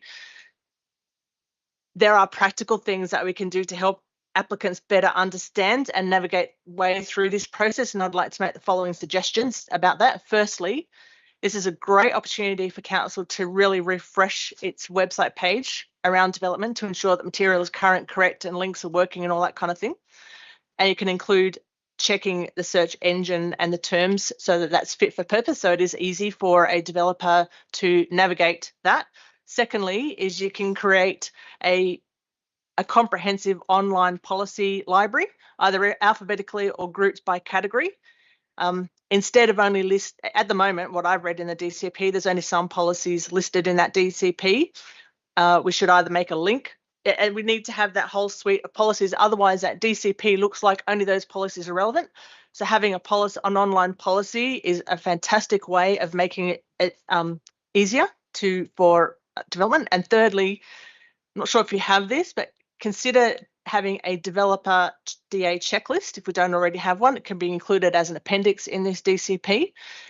It could be a workflow, but it absolutely needs to be on a website where applicants can easily find it, so that a developer, a smaller scale developer can use that checklist to write their own DA, so they're not having to expend extra money on getting a planner to write it. And then within the DCP itself, I think the navigation through the document could be improved with some formatting and graphic design, like color coding and headings, to make it easier to use and give it a much more polished and contemporary feel. At the moment, I feel that 480 pages plus, I think it's 480, is really hard to navigate because there's not a detailed table of contents. It could be section headings, clickable links. To me, it also feels like there's something missing in the beginning of it. I mean, Part A mentions different parts of the plan, but it doesn't actually explain them. I think I would encourage you just to go and have a look at how you make that document navigating 483 pages easier. If those four things were implemented, I think that it would make it simpler for developers to prepare legally required documents to submit a DA, and it would certainly give council a really good reputation in we are open for business, we are good to do business with, and we provide an open, helpful DA environment within those guidelines. Thank you, Councillor Wyatt. Councillor Saul. Thank you, Madam Mayor. A question to the staff on this issue. Do developers have project managers or the outcome? I don't try and do my tax return because I don't understand the intricacies of the taxation system in Australia. So I get an expert in. That saves the applicant time over the whole process, although it does incur an outlay up front. Some of the things that Councillor White was talking about are in hand through our complete review of the development assessment process, but some of it is just beyond our control, bearing in mind this is a state government process which is forced on councils with some areas of very little discretion. Thank you. Thank you, Mr. Medal. I'm just going to adjourn now for morning tea, and we'll come back at 11 a.m.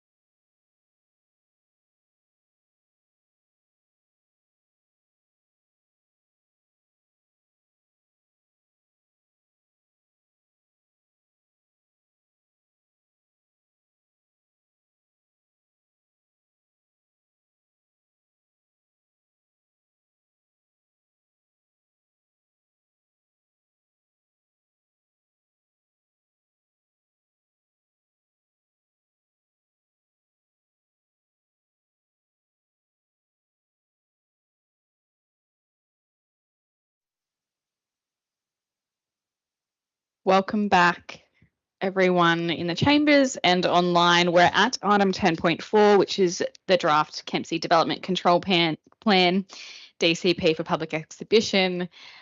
We've had Councillor White open debate, and I'll now move to Councillor Pakes. Yeah, can I start with a question through you, Madam Mayor, to the CEO? The implementation of this document, would it be prudent of council to set a timeline for this to be implemented by the beginning of the financial year? And is that a possibility for timeline between what we're doing now and its adoption? Mr. Medal. Or is there a timeline already set out? So we do have a series of timeframes in mind, not all of which are under our control, but it has also been brought to my attention that commitments were made last September, which I don't believe have been honoured by the council in terms of going back and engaging with people who engage with us. So I would suggest that we bring this matter back before council next month to give me a month to engage with those people and begin that conversation with them, and that we still look to commence the consultation in the new year with the purpose of trying to get this document ready for the 30th of June for commencement on the 1st of July. Councillor Pakes. The purpose of my question is to see that it's reasonable to make that time and to request that we defer this decision going forward to the December meeting for public exhibition, but in that time that we put this draft to the individuals who expressed interest in the consultation, which happened, I note, on the 19th of September, I believe, 2024. So it's over 12 months ago that the consultation occurred. And is that a possibility?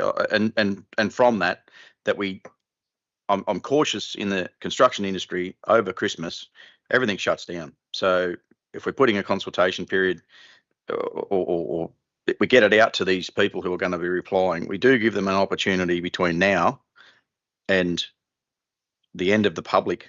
Oh, sorry, it'd have to be before Christmas, before that time goes out. So it is a very busy time for the construction industry in that time, and it's a little bit unrealistic to have a 430-page document assessed in that time. So I'm leaning towards February. Can you see where I'm leaning towards February? So if you defer it until February, we won't go out to public exhibition until March. That doesn't give us time to get through the processes. So I would prefer to put the document out so anyone who wants to have a look at it now can, and that we formally write to all those people who asked to be engaged with through the previous process. We re-engage with those, and then that you consider whether to start your public consultation, public exhibition period from mid-January.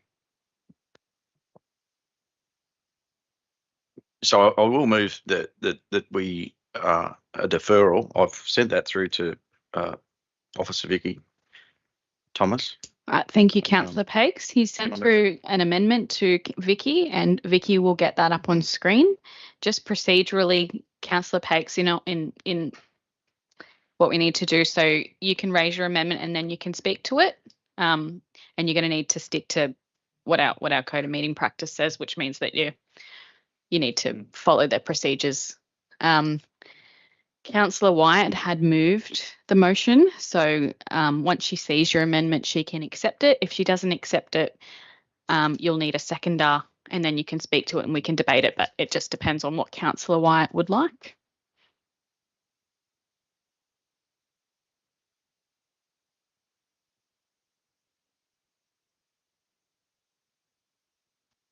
A question, Madam Mayor. Is it a procedural question? Yes, for clarification, please. Yep. To the GM, to the CEO, sorry. You mentioned earlier is what the proposed amendment, is that what you're referring to, or did you have other thoughts? I just want to make sure I understand what your thoughts were, please. There was an early engagement piece on the DCP back in September 2024, and those parties who were written to at that time were advised that if they registered with council, they would then be kept informed and in effect get early sight of this document before it went out on public exhibition. That was not something that I was aware of until this morning, that commitment had been made. So that's why I'm saying that I'm happy to honour that commitment and carve out some time now so that people can get that early sight over the next 8 weeks or so before we would start the public exhibition period. Thank you. Councillor Wyatt, do you accept that amendment? Yes. Yes, I do.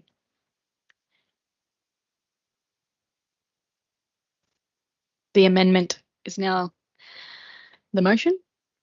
And you now as a council be disregarding what we were talking about previously. This is now what we're referring to. Would you like to speak to your amendment, Councillor Pakes? Fellow councillors, the DCP, if you come to the Macleay Valley and you want to do something, you can look into the DCP and work out whether or not you can actually do it with the block of land you've got. It needs to be a document that is usable by lots and lots of people. You don't need to be a consultant or a developer or a builder, or it needs to be used by mum and dads. It needs to be used by people who come to our valley and want to spend money. It's old, and this was consulted in September last year, September 24 last year, sorry, September the year 2024, and it's been over 12 months since there's been any action on it. So I think this delay is minor, considering that we would be getting and receiving feedback from parties who have already expressed interest and put input in 2024.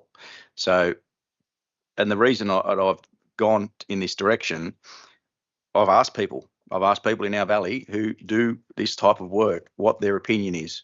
They want to be involved. They want to have the time to put their input into this document. Now, these aren't people who are new kids on the block. These are people who have been in business for more than 20 years. Three individuals who have been in business for more than 20 years. One actually attended the meetings and gave his good feedback, but he expected to get a copy of the DCP. And before it went on public exhibition, and that was promised. So that's all we're doing, is we're only doing what council said we were going to do. So I think it's a fair and reasonable approach. I do say that moving towards something that is streamlined is absolutely proving that we are open for business, and I absolutely take on board everything that Councillor White expressed around links to other relevant documents or relevant strategies, because it all ties in together. It's important that you can get between A, B and C easily, because it makes us more readily available for business, relatively available for people to come and live in our area. And we want that. We do want people to come and live here. So I think this is a strategy for us to tell people we're open for business. This is a strategy to tell the community that we are listening and we hear what they're saying in regards to consultation. We hear that you want to have input and we are available for your input. I do get that there has been consultation in regards to this, but specific individuals, especially who are in this industry, they absolutely are crying out, and in pre-election, they were crying out for better process in this area. And yes, this is part of it, but let's get it right. It's an important document and it hangs around for a long time if it's done right. So let's make this part of what this council delivers. Thank you, Councillor Pakes. Councillor Coburn. Through you, Madam Mayor, I'd also like to point out I support this amendment, that we also now have an Aboriginal Advisory Committee. I think this would be a document that they would definitely show some interest in. There is a subsection in there that speaks directly to Aboriginal cultural heritage, and I believe it's important that they get the opportunity to be able to view this document, so that if there is any input that they have, that we've got enough time to consider it. So support this amendment. Thank you. Are there any speakers against the amendment? Procedural. What's your procedural question? Just that, well, it may not be procedural. It's just a question maybe to the CEO, in that interested parties have to go on the website to get this information, but it was promised that the interested parties would see a copy of the DCP. I just want to be clear that that's not an action that's written up there, and I was informed by Director Thorogood yesterday that it needs to be very clear in what we're directing. I want that those people are emailed the DCP because they are getting what they were told they were going to get. Yeah, Councillor Pegs, I think that is in there, and I think you'd find that emailing it in a PDF might be difficult. So hosting it on the website and sending them a link is probably how it's going to go. But Mr. Meadow, you might have some comments there. Thank you. My intention is that I'll write to everyone with a standard letter providing access to a copy, which will be hosted on our website. So if anyone else who wasn't in that group of, it's about 35 left, will also be able to get access to that in the intervening period. Through you, Madam Mayor, just in addition to what Mr. Meadow just said there, as the draft DCP is an attachment to the business paper, it will remain on the website and is now published and accessible to anybody who wants to look at it. All right. Is there any speakers against? Question, if I may, Madam Mayor. So yeah, I just responding to what Director Thorogood just said. Yes, I get that it is on the website and accessible for public right now. However, can we put it somewhere else so that it is readily accessible, that you don't have, like, it's notoriously difficult to navigate for people that maybe don't have the technical skills. Thank you. Yeah. Mr. Thorogood. Yeah, through you, Madam Mayor, and I believe that was Mr. Meadows' intent. Sorry, I was just merely indicating that the document is accessible today for anybody who is desperately curious to have a look at it. Thank you. Councillor Wyatt. I have a clarification question too, please. So the original notice of motion talked about putting it out on public display in The January? original motion. What did I say? Notice of motion. Oh, sorry. The original motion, put it out for public display in January. Is that still going to be proposed, or is, because it's deferred, we will deal with that in December when we We'll put deal out? with the original motion in December. Yeah. Right. All right. If there's no further debate, Councillor White, you can close debate. I'm happy for that. I think that's a really good outcome.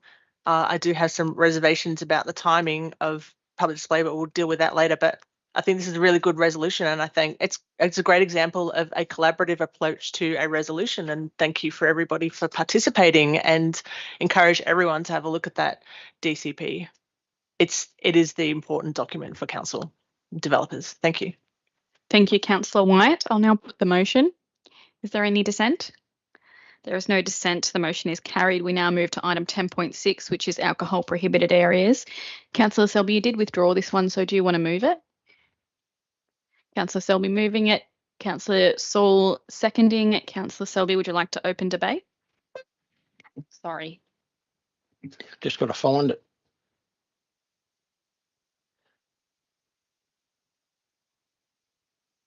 No.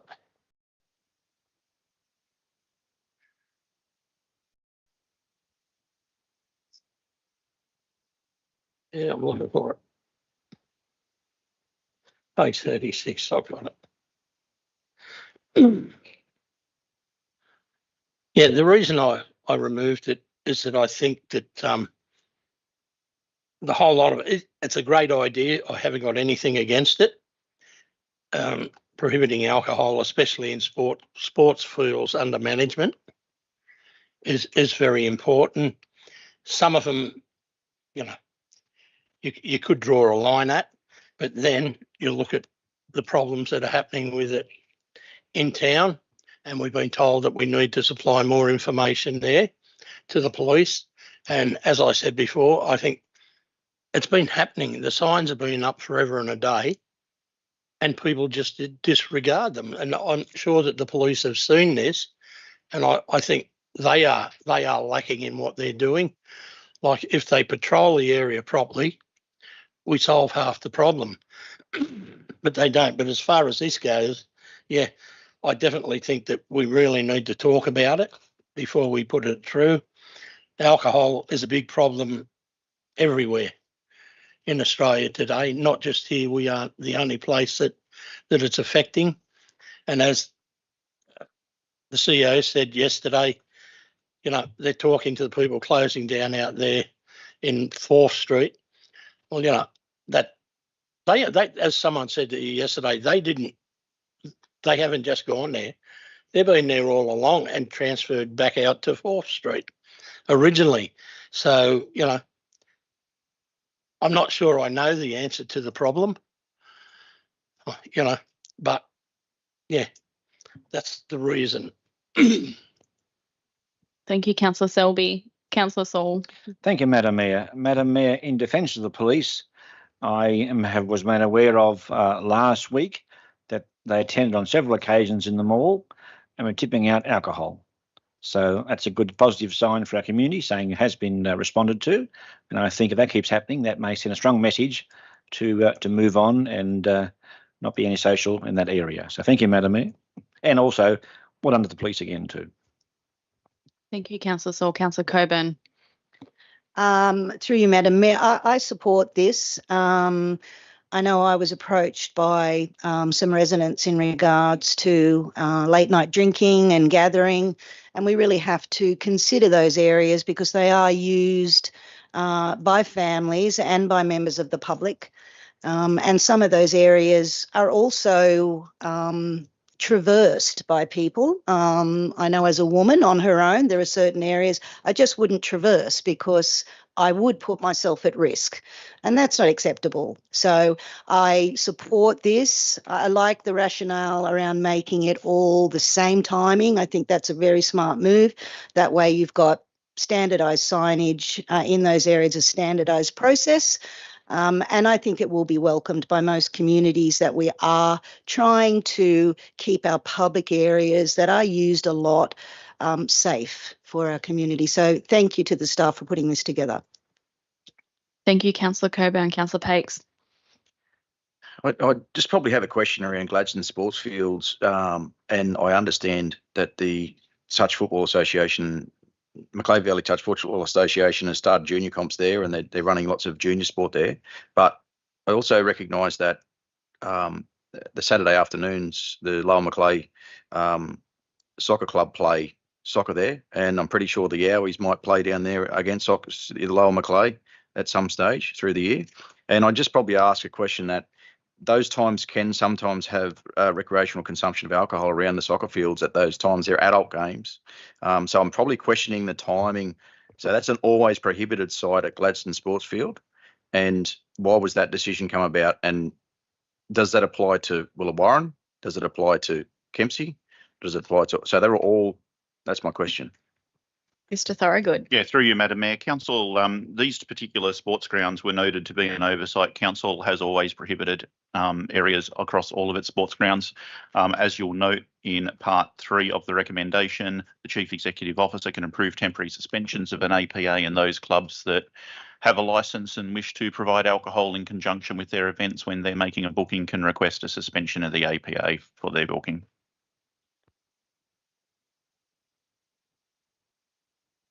So the APA covers recreational consumption of alcohol.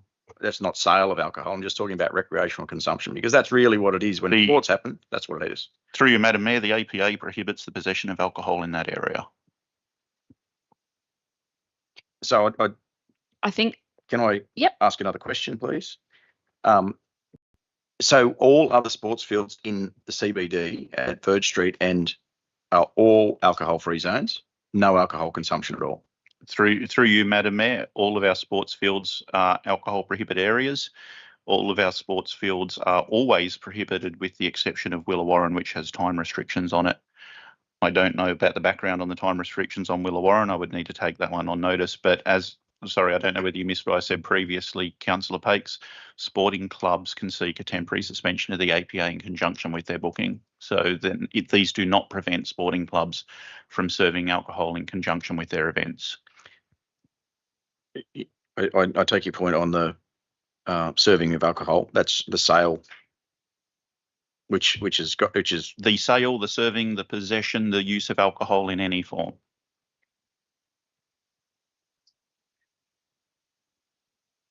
I am cautious to ask what time frame that adds to council in regarding to bookings and like there is an administrative change there. I know it's difficult to book a sports field for anything, but you're adding another layer of administration for a bunch of volunteers.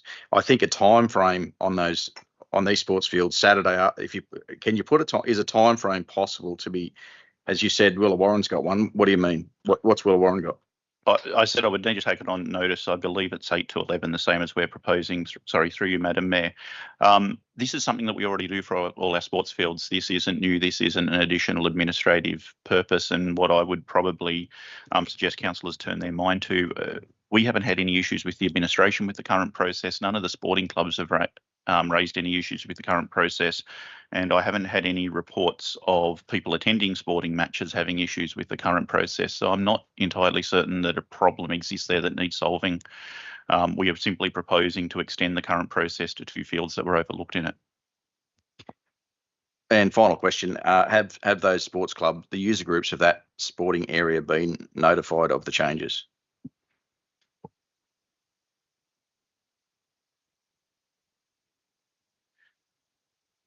Yes. So there's a table and text on page 38 which outlines all the stakeholder activity that has been undertaken on this. So in terms of what was looking at here, I was looking at an administrative oversight around Gladstone Sports Fields and Bellbrook Park, so making sure that they were consistent with the rest of the Shire. Then looking at consistency on all of those which have a time limit, so that we make sure that they are all consistent, so that people don't go to one reserve and then go to another and get called out. And then trying to help the police by making sure all of this was consistent and above board, which gives them the opportunity to tip as well, makes it easier for them to enforce. So that was the rationale behind it. We did engage significantly with a number of groups as set out in that table on page 38. I hope that helps. And I think Mr. Meadow touched on a good point around the reason that these prohibited zones are there are to give police the power to discourage antisocial behaviour. And I think having that there as a safeguard rather than not having it is better for the whole community. And I understand where you're coming from, Councillor Pakes. But yeah, I'll go to Councillor Coburn and then I'll come back to you and then Councillor Selby. Can I get clarification from Council, please? If this resolution is passed and they are declared alcohol-free zones, does that give our rangers under that the ability to also act? Yeah, through you, Madam Mayor. No, our rangers do not have the power to tip out or move on. Only police have that power. Councillor Pakes? I do note the direct correspondence, New South Wales Police, the Land Council, Thungutty, New South Wales Anti-Discrimination, Dungutty Elders, New South Wales Ambulance. They are all, a few local organisations, but not long-standing user groups of that, particularly Gladstone Sports Field. AFL has been a long-standing user group of that area, and the Lower Macleay Soccer Club is the other long-standing user group of that area. That is in my opinion, a oversight, because I'm sure they would be speaking along the same lines as what I am, and probably suggesting a time frame on that area for consumption of alcohol. So they're not outside the law, and they're not antisocial, and they're not doing the wrong thing. They're playing a sport and they're having a good time, and they're making our community a better place. And I know that other clubs go there. So is there a scope for that area? I think the point I was trying to make to you, Councillor Pakes, was that that activity you're referring to has never been a problem, but by having these areas designated as that area, if there is a problem and the police need to come, they do have powers. And I think the police under-resourced, and from my perspective, being a sports player, being in these areas a lot on a Saturday, I've never seen police come along and tip out alcohol. And particularly, as you know, Verge Eden is one of those areas. And I think this, to me, isn't signalling to the community that we don't want them to enjoy their Saturday afternoons, however they choose to do that, but it's safeguarding their protection if they need it, particularly given we do have issues with alcohol in other areas. And it's consistency. And I know that there are some allusions to that, and you can start my timer for a speech. But I think that's the important thing to note. And I do appreciate very much so where you're coming from. But I think potentially it might be an ask that individual clubs might be notified of this change, if that might appease you. But I think that as mayor, and I'm sure as you as councillor, we're not there to tell people they're doing the wrong thing. We're just making sure that our community is kept safe and have the opportunity to be kept safe. A comment, if I may? Yeah. Yeah, I agree. The sentiment you put that in right then is exactly what I would hope that would be communicated to the sports clubs, and I think that's fair and reasonable. So yeah, great. That's a good response. So I think that's, if that could happen, that would be good. No, but I fully appreciate where you're coming from.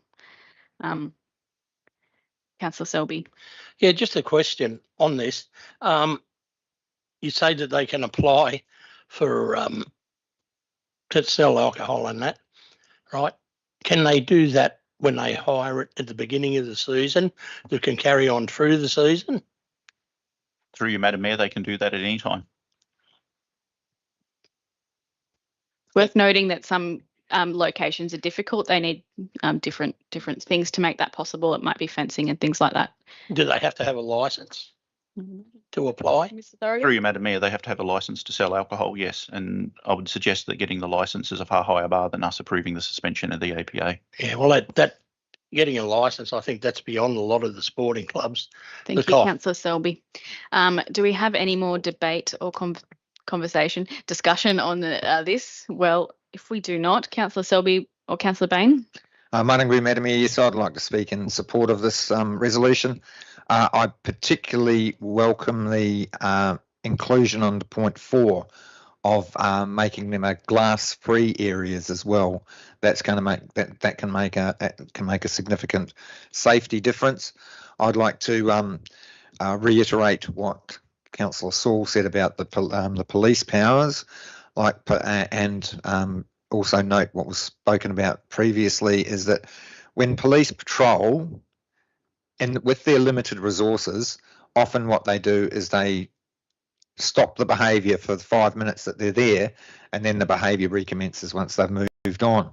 So, you know, I think putting these in place is potentially really good if antisocial behaviour becomes a problem. It gives the police some power to take action. However, it's very, very difficult to ensure compliance over long term. But I think the glass-free idea is hugely powerful, and I think it's a really good proposal. I think it brings everything in line. I support. Thank you. Thank you, Councillor Bain. Some good points there, and in a perfect world, I suppose we wouldn't need these, but we don't live in one of those. Councillor Selby. Yeah, through you, Madam Mayor, thank you. That's spot on. Perfect world. But yeah, no, I recommend it to my fellow councillors. I think it's a step forward, and will clean the problem up, especially in town, and hope all the sporting bodies accept it. Thank you, Councillor Selby. I'll now put the motion. Is there any dissent? There's no dissent. I'll now move to item 10.8, which is potential service level agreement. Councillor Coburn, did you withdrew that? Did you want to move it, or did you have? Yeah, Councillor Coburn moved. Do you have a seconder? Councillor Selby, Councillor Coburn, would you like to open debate? Through you, Madam Mayor. Yes, the way this is written, as it is now, I don't feel that I can support it. Oh, sorry. Yes. I just walked into that. Right. Well, I open the debate. Is there any questions on this one? May I ask a question of Councillor Yeah, Coburn? you may, Councillor Bain. Councillor Coburn, do you have a suggested amendment? As the mover, you can accept your own amendment. Just Thank you, Councillor Bain. Yeah, I do have an amendment. I think the thing that for me is part 2 of the recommendation that agrees not to conduct further engagement on service levels and possible reductions at this time. I find that very open-ended. It doesn't give clarity for me as a councillor, and I think it would probably be viewed very similar by the community. To me, that reads that we're just not going to investigate that any further. So I would propose an amendment to read that for part 2, agrees to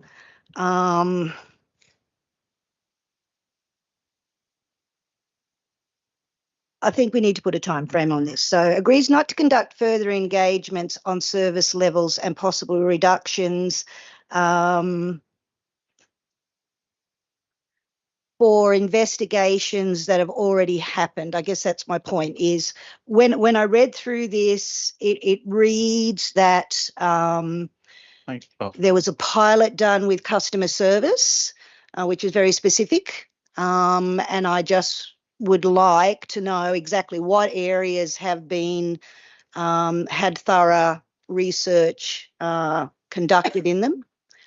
So that it's a clearer picture for me, because customer service is only one area of council. I'd also like to reiterate that service levels reductions, I know the staff automatically think that that means the loss of jobs. That's not what I'm speaking about. In an organisation that currently holds 60 vacant positions, it would be ridiculous to be looking at reducing that workforce anymore. So can I have clarity, please, around this speaks about the pilot done with the customer service, the extent of the investigation that's been done across all sectors, across all business within council, please?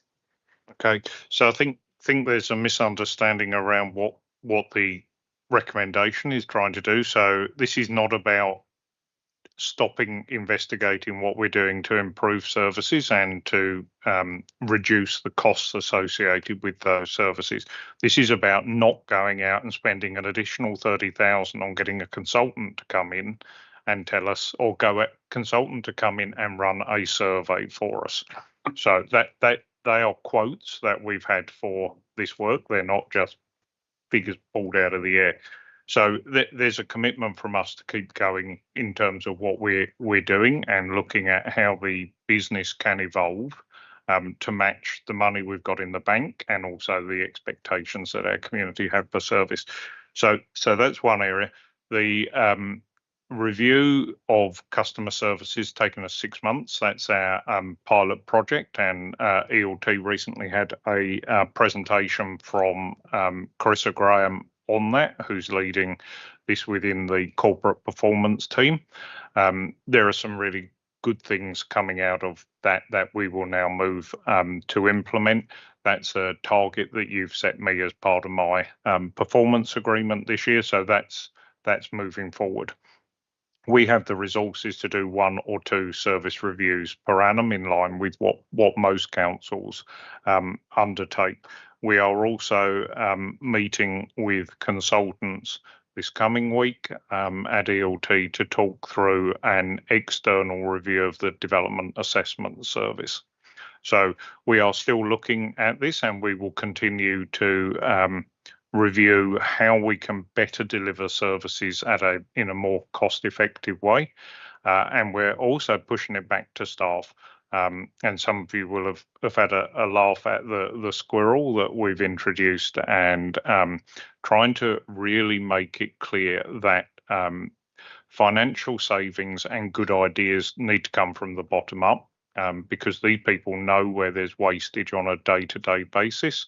So really encouraging them and supporting them in bringing those good ideas from the bottom up so that we can safeguard our financial future.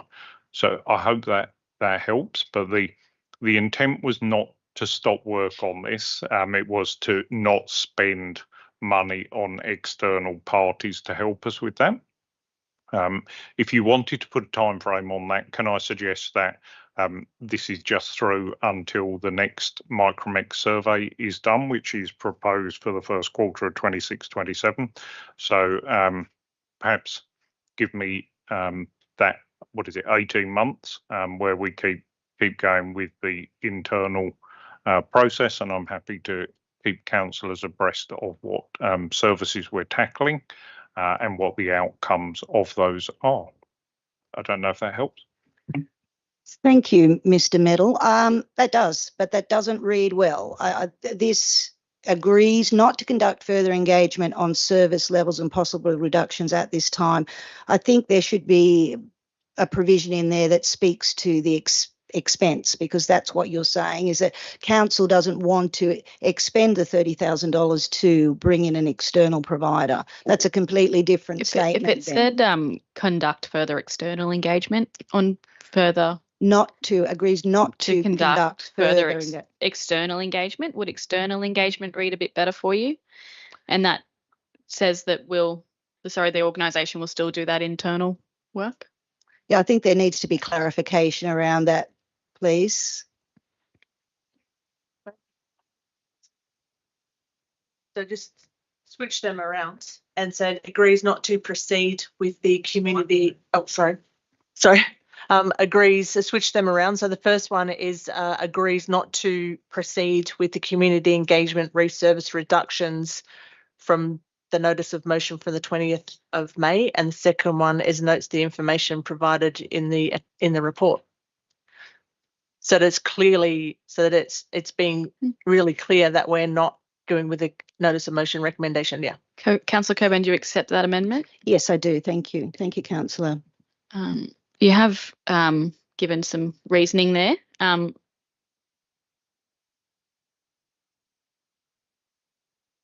Do you feel you need to give any further explanation?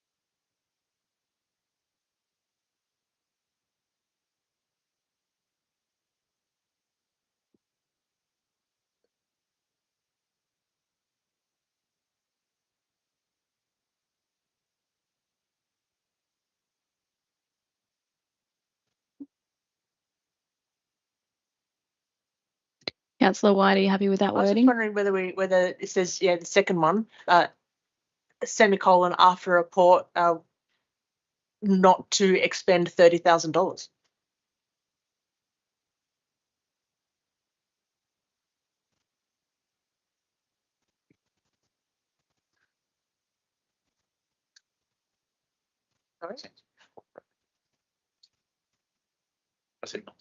May I ask a question of Councillor White, please? Yeah. Yes, Councillor Bain. So considering that the $30,000 is mentioned in the report, do you think it's necessary to put it into the notice of motion, the resolution? I don't mind. It's up to whatever it is. I just think it highlights the fact that it comes up all the time. We don't want to spend 600,000 on rangers. We don't want to spend 400, X amount on whatever. If we're not happy to spend $30,000 on this one. But I'm not better to it. Doesn't matter. Doesn't bother me. It's in the report.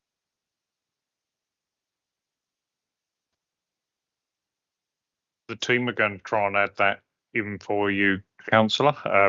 Just for clarity, the 30,000 that is referred to in the report is not a commitment that's currently in your budget, so it would be new money that you'd need to find. Yeah, I think, Councillor Coburn, do you accept that as an amendment? Yes, I do. I just think we needed clarity around that. Thank you. Councillor Pakes, do you have a question? No, just a Will we get a chance to speak to this shortly? Yes, so once, now that the amendment's been accepted, I think Councillor White's satisfied with her speaking to the amendment, and you can speak to this new motion that's here, the one that's on the screen. Yeah. Yeah. I just like the community to understand that there is a directional change by the response we've been given from the CEO. I've been away for a few weeks and I've come back and seen the squirrel analogy. I've seen absolute direction from the CEO from the top, and he's reaching out to his employees to make the organisation evolve. And I take my hat off to Mr. Metal.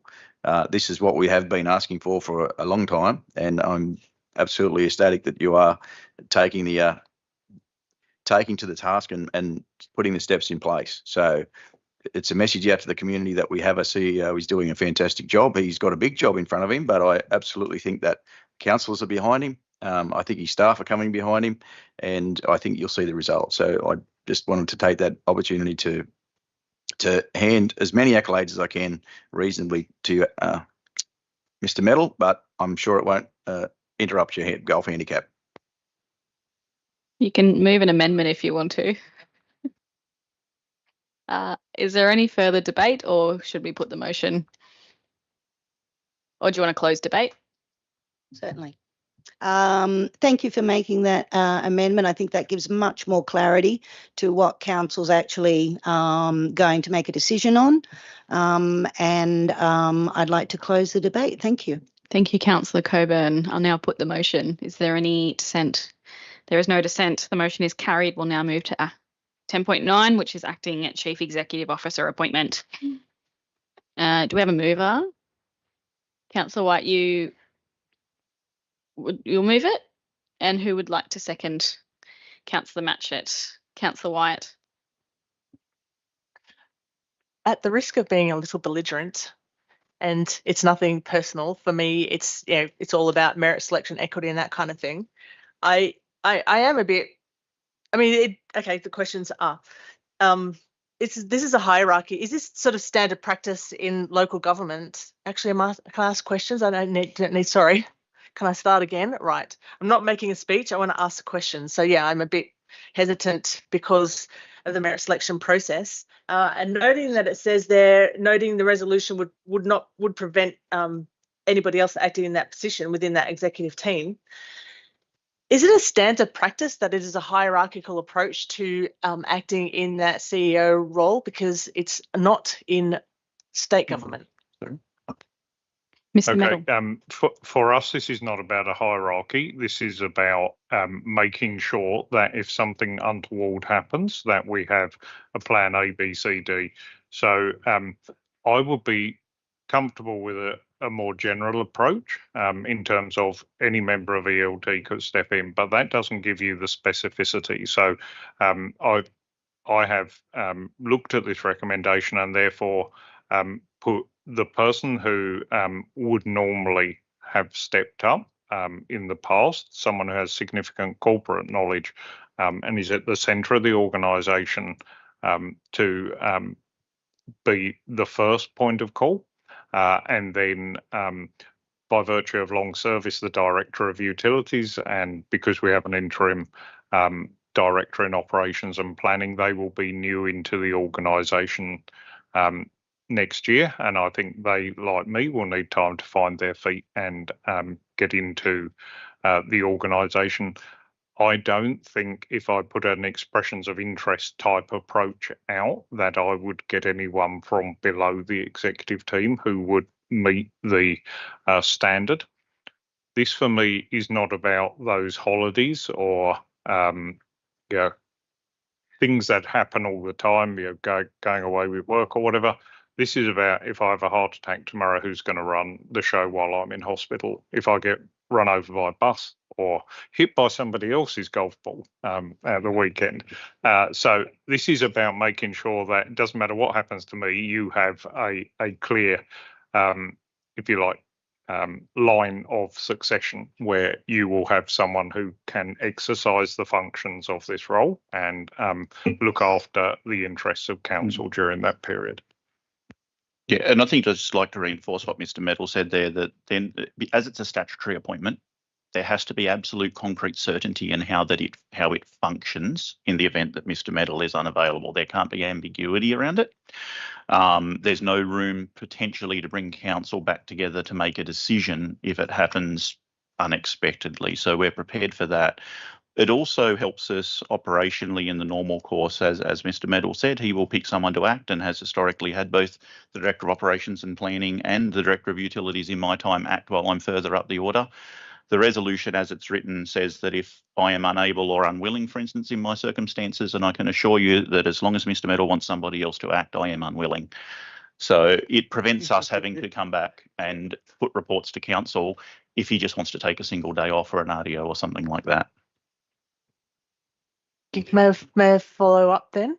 Do you have, so my second part of the question, which I sent to you, is about, other positions being able to act in those roles as a career progression and, a talent, I don't know what you call it in council, we call it like a talent planning thing. So that's sort of that's a no. What about a mentoring program? Do you have like a mentoring program where maybe some of those senior managers and the next level down can sort of, spend the day with the CEO about how to learn, because they might want to apply for a director's job or a CEO somewhere else. Have you considered sort of doing that? And I think that would satisfy my merit selection process and equity. That can be addressed through any individual's PDR or through training and programs that we access via local government professionals. So there is the ability for people to shadow, be coached or mentored by staff either within the organisation or sometimes even better by staff outside the organisation and get you a diverse range of experience. So that's certainly something we look into. We have moved to an expressions of interest process. So if a director is on holiday, then we ask who would like to do the role rather than it being a tap on the shoulder. And that cascades all the way down through the organisation. It does have some unintended consequences in terms of quite often it ends up, if they're longer term vacancies, it'll end up with customer service or a pretty administrative role being the one that ends up at the bottom of the heap, but it creates some really good opportunities for people to stretch themselves and try something different. Is there any more discussion on this, or would you like to close debate, Councillor White? Thank you for that answer. And obviously that's operational and not for me to direct you to do that, but thank you for that considered answer. Happy to close. Thanks. Thank you. I'll now put the motion. Is there any dissent? There is no dissent. The motion is carried. We'll now move to item 11.1, notice of motion mental health unit. Councillor White, you're moving. Do you have a seconder? Councillor Bain, Councillor White, would you like to open it? Yeah, thank you. I do. Several months ago, members of our community, parents and partners approached me with concerns about local mental health services. This was months ago, and together we reached out to civic leaders and others to seek answers. Last week, those same members of the community and the NGO community sector informed me that the Kempsey Mental Health Unit may close in January with a new model being proposed. It's not a secret anymore. It's been picked up by the media and there's multiple social media posts, and the plan is to redesign the mental health services in Kempsey through a pilot program that focuses on least restrictive care, culturally safe, community-based support. Under this proposal, the current inpatient voluntary unit, which is 10 beds, would close, with some beds being relocated to Port Macquarie, and in its place, a new model would include a 4-bed hospital in the home service, an Aboriginal-led safe haven program, which is a weekday Monday to 5.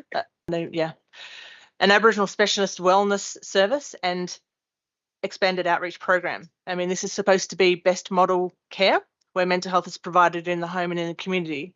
And it's supposed to see more services. And on paper, this sounds like best practice, but I have massive concerns. This is why I raised this very publicly.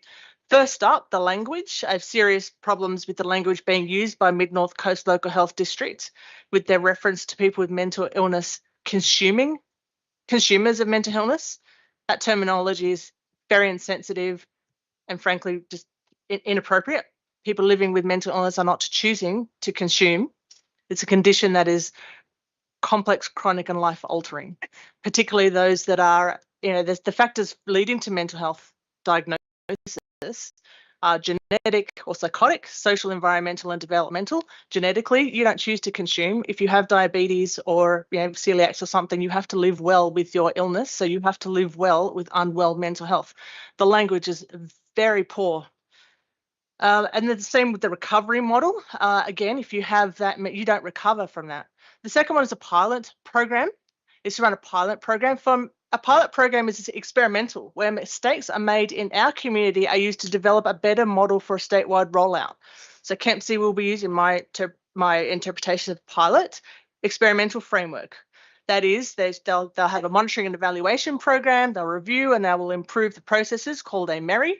And then that enables testing of processes, staff, delivery, resources, programs, and performance. And when that is done, and the funding is complete, they will review that MERI, tweak it and roll it out for a better outcome somewhere else. We don't want to be a test. No way. We do not want to be a test. And the third one is redirecting services.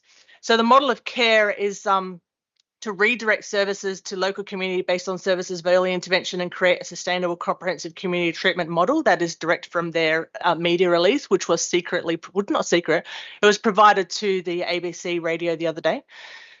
So this is already part of an integrated health delivery. And so an integrated mental health delivery, on the extreme end, you have involuntary hospitals, your sections through the Mental Health Act, and you have court-ordered medication. You can't get out there until the Mental Health Tribunal says that you can leave.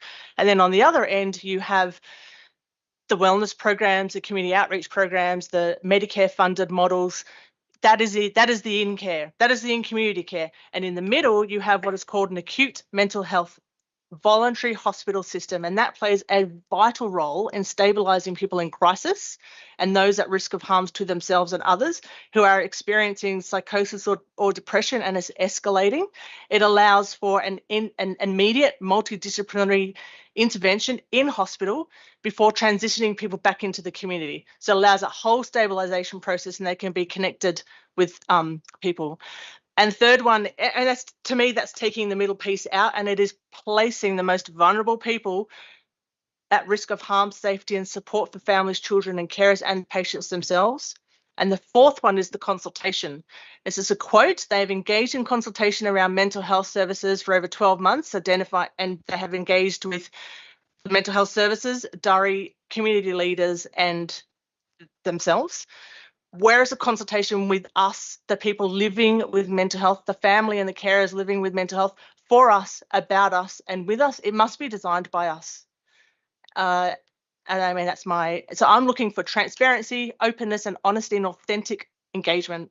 Governments have this as their corporate plans and values. Little North Coast Area Health does not look to be doing that. Thank you, Councillor Wyatt. I think given where the information's come from, where the local health district is at with their consultation, and given the amount of information that councillors have on hand in this room, I don't think debating the merits of what we think health are doing is actually a useful thing in our advocacy, given that we don't have the ins and outs of what is actually going to happen and their rationale. I think potentially a way forward is that we will work with our local health district, and potentially we can ask or advocate for them to come deliver a session to councillors, so you can actually ask your questions to them firsthand. I think that would be probably the most useful way, and as opposed to kind of putting onus on, I guess, directing the Mayor and CEO to do it. I think it would be useful if they came and gave a session to councillors. Would you be willing for that to be the way forward? This is I like this. Notice that these points here are pretty much irrelevant now, and to a degree. And we have that media release yesterday from the director. Councillor Lawrence sent some really good points to us yesterday. I'm looking for authentic engagement with the users of mental health, families, parents, friends, our community. I have the privilege of a councillor to listen to the director to talk to me. I have been engaged in this process for many, many years. I've had all sorts of stuff. For me, they're not going to be able to answer the questions I might. Yeah, I don't see the value. I'd rather them go and talk to the community. Talk to the community. I mean, and mental health is not. It's not up to us councillors to sell or market their outcomes, and it's not. And mental health services are not delivered by council. We are in that advocacy piece. So I'm not sure the value of the CEO or director talking to us. But I'll take whatever other people want to add.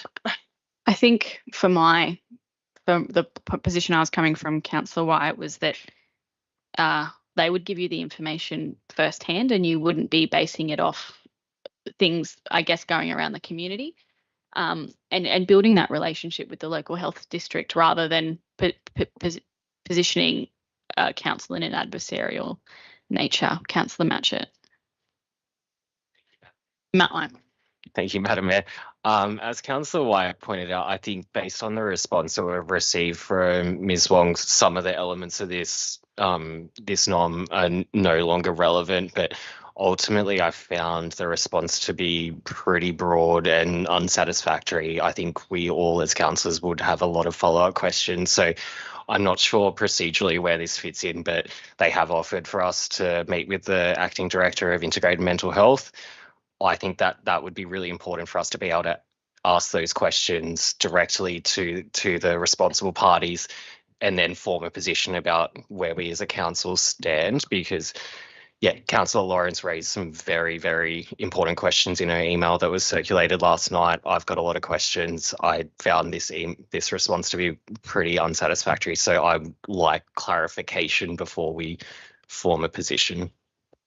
Councillor Bain, then Councillor Pakes. Just procedurally, I think I understand. Could I propose we move into committee of the whole so that we can discuss this? Yeah. And then, do you have a seconder? Councillor Selby, there is no dissent. No dissent. We're now in committee. Councillor Bain. Right. Thank you, Madam Mayor. Look, I have serious concerns about what's happening in this space. I became aware of it. I only became aware of it. I'm sorry, Councillor White, I didn't read your notice of motion previously. I only became aware of it like maybe 10 days ago. And the significant concerns when we're looking at as we've discussed, the antisocial behaviour, the homelessness, these are all mental health issues. And to be withdrawing services from Kempsey, from residential voluntary services, what I'm concerned will happen is that people won't be getting the support they need. That I don't want to break down on all of the proposals there, but what will happen, what I believe will happen, is that people that would have otherwise sought voluntary mental health support, be that a couple of days just to get their act together, will end up in crisis, end up presenting ED, end up being sectioned. And what happens when you get released, and one of the ongoing issues, particularly with First Nations community, is you get sent to Port Macquarie to hospital, even for not for mental health issues, for physical health things too, and then you're released from hospital and you can't get home, and how are you going to get home? Like there are people that don't have access to transport. They don't have access to family. They don't have someone that's going to come and visit them and pick them up. That's why they've got, that's can be part of the narrative of why they've got issues. So I really, really feel major concern. We have, as was pointed out about the antisocial behaviour in Hyde Street, increasing drug use in this community. Increasing drug use, homelessness, they're all connected with mental health issues. I welcome the opportunity to engage with the local health district, but it's like it's tick tock. It's looking at January 26th. The transition is due to begin with very little consultation across the community, and potentially we could make an amended motion to advocate for the retention of the mental health, the voluntary mental health beds in Kempsey, for whatever that might be worth, but to at least make an attempt to say, well, stop, you know, we're not comfortable with this. There hasn't been sufficient consultation. Let's retain the beds until we have surety that those services are going to be there to support people. That's enough from me for now. Councillor Pakes. I'm not sure whether other councillors see it this way, but this is a service level reduction 101. And I heard about this at my other employment over at Fire and Rescue. One of the employees, one of my fellow employees said this is going to happen. And immediately once I heard that, the first person I called was Michael Kemp.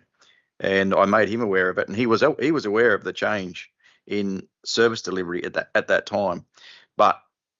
And I said, this will blow up. I thought this would blow up in the community because it's, being in the community, you understand our demographic, you understand what people use, what they don't use. Funnily enough, back as an apprentice, I worked on that building when it was the maternity ward and the mental health ward were created. So I've been there since day dot, about 25 years ago. Might have been a bit longer, but it's been here for a very long time and been very well used. I would understand. Is there data behind this that says that the 10 voluntary positions aren't being used? I don't know. I think they're all questions that need to be answered. I absolutely don't support service level reductions for this community. And my position is that we do advocate with our local member, we do advocate with the minister, and we do seek clarification for our community for services which they have been rendered for many, many years. And if it's going to change, tell people how it's going to change. And yeah, I think as a leadership position, we should be advocating for no service level reductions on this regard, because this is a growing field of requirement for this community. If you can't see that, like Councillor Bain mentions, the link between anti-social behaviour in the mall versus the camping versus homelessness, it all links back to mental health. Thank you. I think the point I was trying to make is that I don't believe there's enough information in this room on what is actually happening. So how can we form an informed decision on what is happening up at the LHD if everyone in this room hasn't had the opportunity to talk to them? That is the position I'm coming from, and I, as mayor, would be a point of advocacy, and I don't want to advocate for a position where we haven't been truly informed on what we actually should be advocating for in those conversations that need to be had. So I think that's why I would say it would be better for us to have a conversation with health in camera. We could bring it forward if that was possible and amenable to councillors, and then move forward that way. But from, I guess, the information at hand and what's been presented, it's limited. It's limited, yeah. Just finally, can I finish that? Yeah, sorry. Yeah, I also support that in camera briefing. That's where the information starts to come out. So I've only just looked at your email, Councillor Lawrence, and it's absolutely on point. So I think that we need to get the information. Absolutely. Councillor Bain. Yeah, I agree. Great. It's great to have more information, but we are now at the 11th hour. Like 6 months ago, if we could have consulted for more information and had an idea of what was going on, that would have been appropriate. Now it's like, because they haven't given us information, it's going to be done before we can reach it before we can respond. Okay, we can sit around and wait for more information, and then it's a done deal, and we've missed the opportunity to voice our opposition before it happens. Once it's gone, it's gone. It's much harder to get back. I'm aware there's many issues of confidentiality here about what has been, what information there is around. Just a question for clarification, if I may, is that email correspondence from yesterday, is that confidential, or is the data that's held in there able to be discussed openly? So unusually, that correspondence didn't have a sensitive classification attached to it. I would suggest sharing with caution Yeah, the point I was going to make was that Councillor Pates asked about data, and there is data in that, in the use of the facility. Do you feel comfortable that we can discuss that data? Yeah. Okay. So it said only 40% of people that use the facility reside in Kempsey Shire. That doesn't mean that they may, there might be a million stories to why that is, but they're all currently in Kempsey Shire when they go to seek help. So who knows, the millions of reasons why people may be seeking help. 70 odd percent rate of use of the beds. That's 7 out of 10 beds. That's got pretty much an average of 7 people in there all the time. That's 7 people that aren't having a meltdown and ending up in ED and being sectioned. It's a short term. I believe that if we don't oppose this change, what we're looking at is a short term solution, and that could end up costing a lot more in the long term. I know it's local health districts' operational decision. However, by writing to our local member, to the Minister for Health, and advocating that there's maybe a moratorium on moving those beds until there's been more community consultation and more communication, wider communication with stakeholders. My understanding is the only people currently being consulted are those people that are being directly affected, as in staff. I'm not sure if there's any wider consultation than that. The people. Madam Mayor, you may have much more information than we do. I don't know. So, yeah, I think we need to act today, and I think we need to act by advocating that there's a moratorium, and I'm trying to write something at the moment, a moratorium on any shift of voluntary beds away from Kempsey. Councillor Lawrence. Thanks, Madam Mayor. I apologise if I cough at all. I'm a bit sick, everybody, and so I've been speaking much today. First of all, I just want to thank Councillor Wyatt for advocating strongly on this issue and bringing it to our attention. This is obviously something that we are all passionate about, and our community obviously, need to have this support, as it is very critical in our area. Noting the letter that we received yesterday, I think it does mention in there that councillors, if I can just find where I'm referring to, that councillors can extend this information to the community. I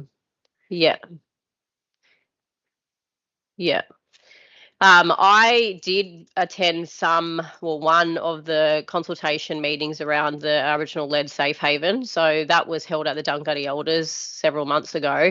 I'm unaware of any other consultation in community. I believe that I guess it could have been community could have been more informed, I guess. I think from what I've heard as well, the new changes and obviously the data that they've collected, I think change is good, and it's sometimes uneasy for community to take on that change. I know working in this community for over 10 years in the youth space as well, in terms of mental health, and that I know a lot of people are reluctant to go up to mental health to access the supports. That's just my sort of experiences in community being on the ground.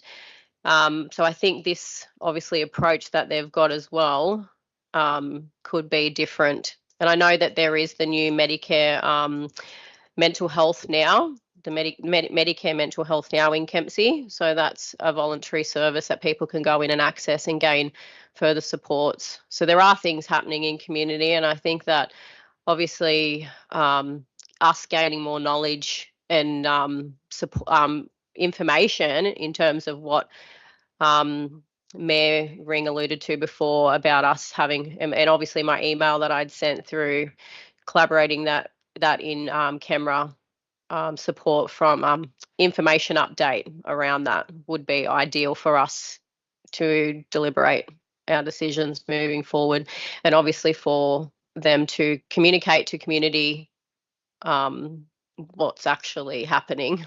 So I think that's where the misinterpretation is come from, because they're unaware exactly what's going on. So thank you. Thank you. Councillor Saul?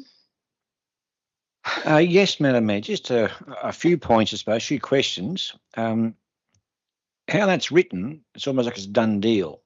So it may take a bit of pushing and shoving to undo that situation. Also, too, do you think that by yourself and the GM going back and referring to it again, would that make more difference, or a motion from council? What power do we have to direct area health besides playing nice? We can only advocate. They've got their own board, their own department, their own stuff. I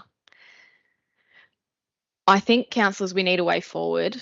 I think the best, from my perspective, the best way forward would be opening a line of communication with health that's not via email or fact sheets, to actually have them in person before we make any decisions on opposing, as it's not too clear to me if this is a net service reduction.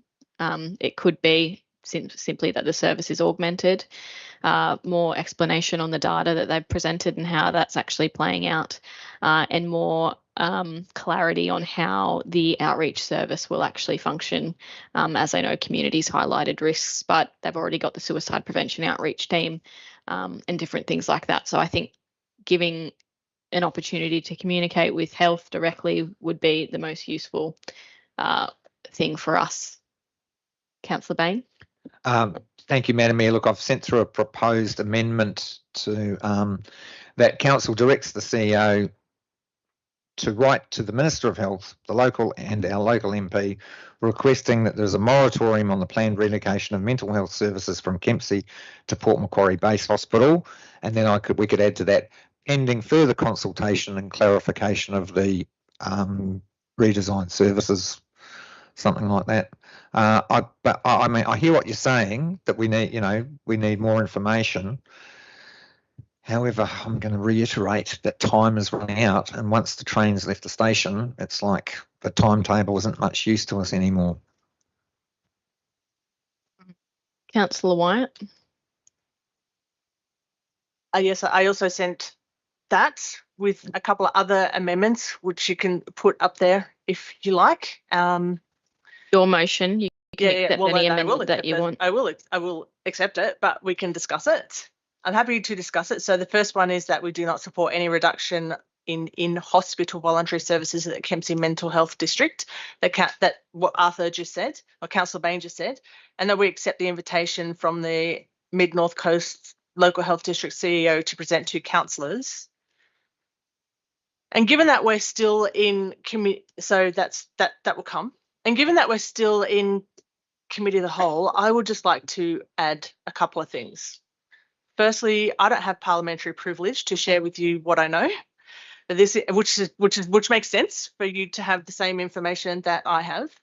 This information was provided indirectly from the Mid North Coast Local Health District via a media release to the ABC by this, I think it's the CLSD group of community service practitioners, which is the NGO sector. It's where it's a group of, is that what it is? That it's a group of the community service NGOs that come together and they get presentations from various people. It's around legal, and Mid North Coast Area Health presented to them, and that's what they were given. The second one was the letter to the Health Services Union, and then confidential services. I mean, people living with serious mental health need consistent, compassionate care. My questions are, number one is I want clearer details of how this new model genuinely delivers better, safer, more effective mental health services, which result in better health outcomes for all residents in Kempsey Shire inclusively. Number two, I want to know what the terms of a pilot program are, what is the MERI plan and the performance management process, and how long will the funding be provided? Number three, I want to see the evaluation method used to measure success of this program, given that it's a pilot program. Number four, I'd like to see an advisory committee to oversee the pilot program made up of practitioners, service providers, people with unwell mental health lived experience, families, parents and carers, for us, about us, with us.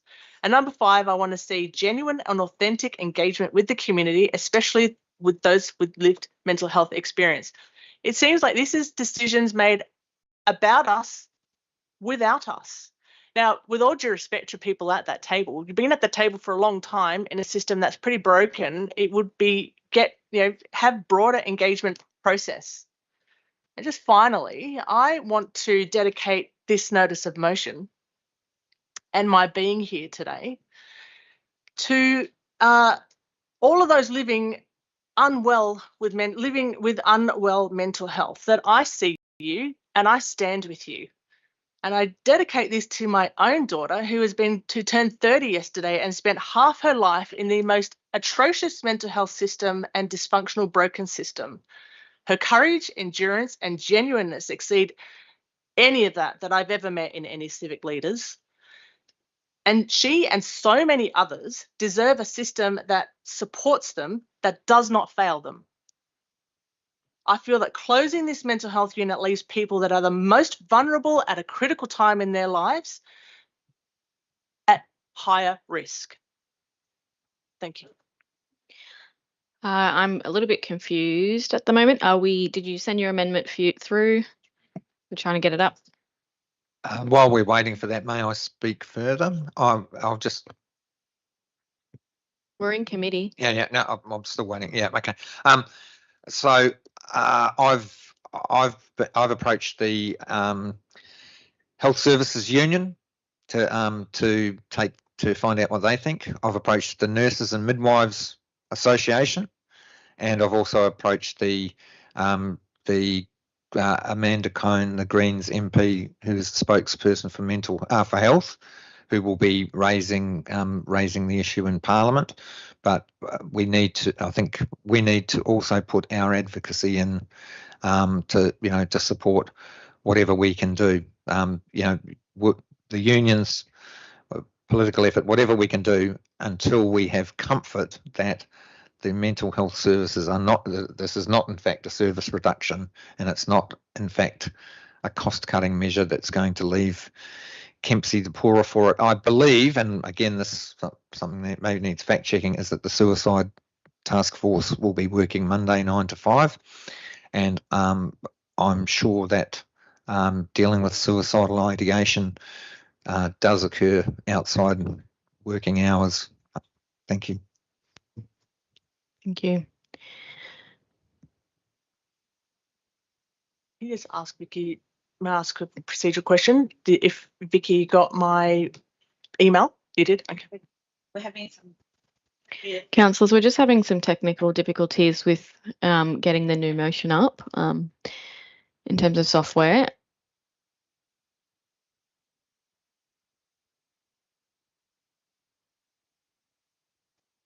No, we can just wait. You've already read it. We'll just have a little bit of patience.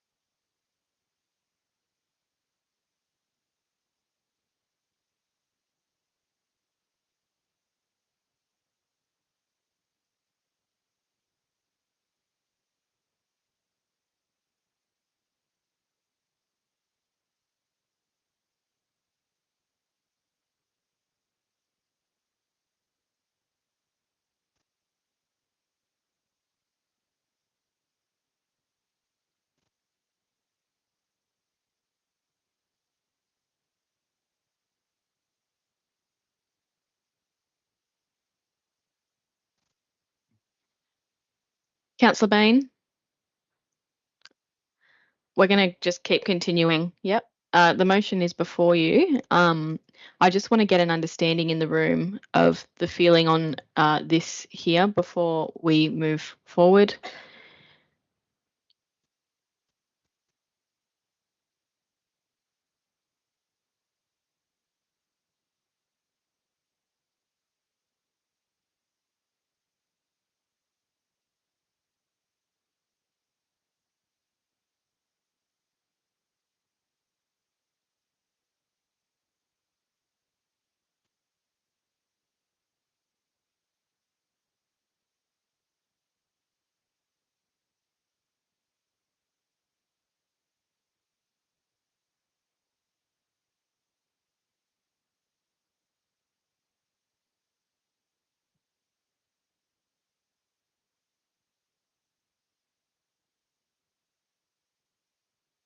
Councillor Pakes?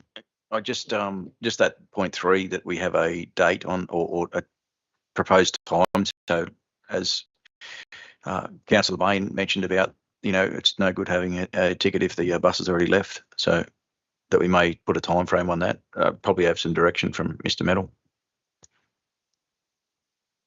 Thank you. I forewarned Health yesterday that there may well be an invitation to come in and speak with us. Your next scheduled time when we would have, and only a small amount of time to discuss, will be the 15th of December. So if you would like to get them in, I think you will need to schedule a standalone briefing. And with more urgency, I can ask them if they could do something this month. Given that we have the conference next week, that's going to limit everyone's ability.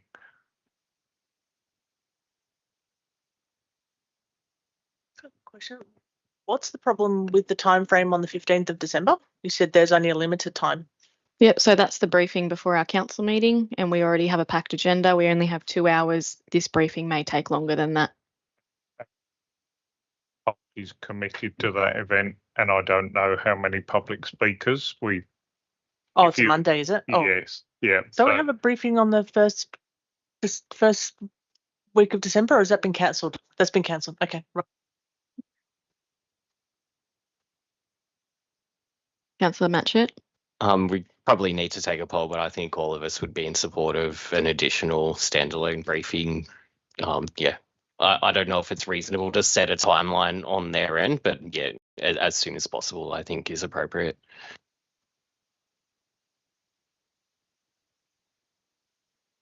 If councillors are happy with that, I'll reach out to Sarah Fox today and ask her and Jill Wong to make themselves available.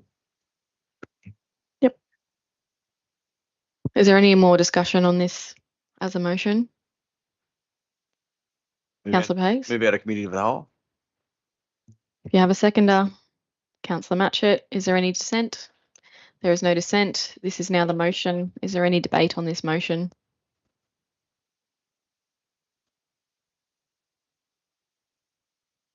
No debate. Would you like to close debate, Councillor Wyatt? Yeah, I just want to thank everyone for their compassion. Clearly, there's a lot of compassion. I want to thank Councillor Bain for his work, and thank you for your questions. They were really enlightening. I really appreciated those. I've been in this space for 15 years, and sometimes it's hard to see. I've done a lot of advocating to Commonwealth, federal people. I've had meetings. I've gone and got my own 3 years worth of training so I could talk the language. So thank you to the colleagues here. And oh, my screen's shut down. Oh, that's shut down. I can't see what I'm approving. Ah, right. Okay, no worries. Yeah. And I 100% agree what Arthur has said is that we send our message that we don't want the services to reduce, and that the horses may have already bolted. The information that I have is that it is pending in January, so that's good. That we write to the minister and we do accept that presentation. So I would encourage. I hope that we all support that. I think that's a really good outcome. All right, I'll now put the motion. Is there any dissent? There is no dissent. I now need a motion to move into confidential. Councillor Matchett seconded. Councillor Bain. Is there any dissent? There is no dissent. We'll now move into confidential.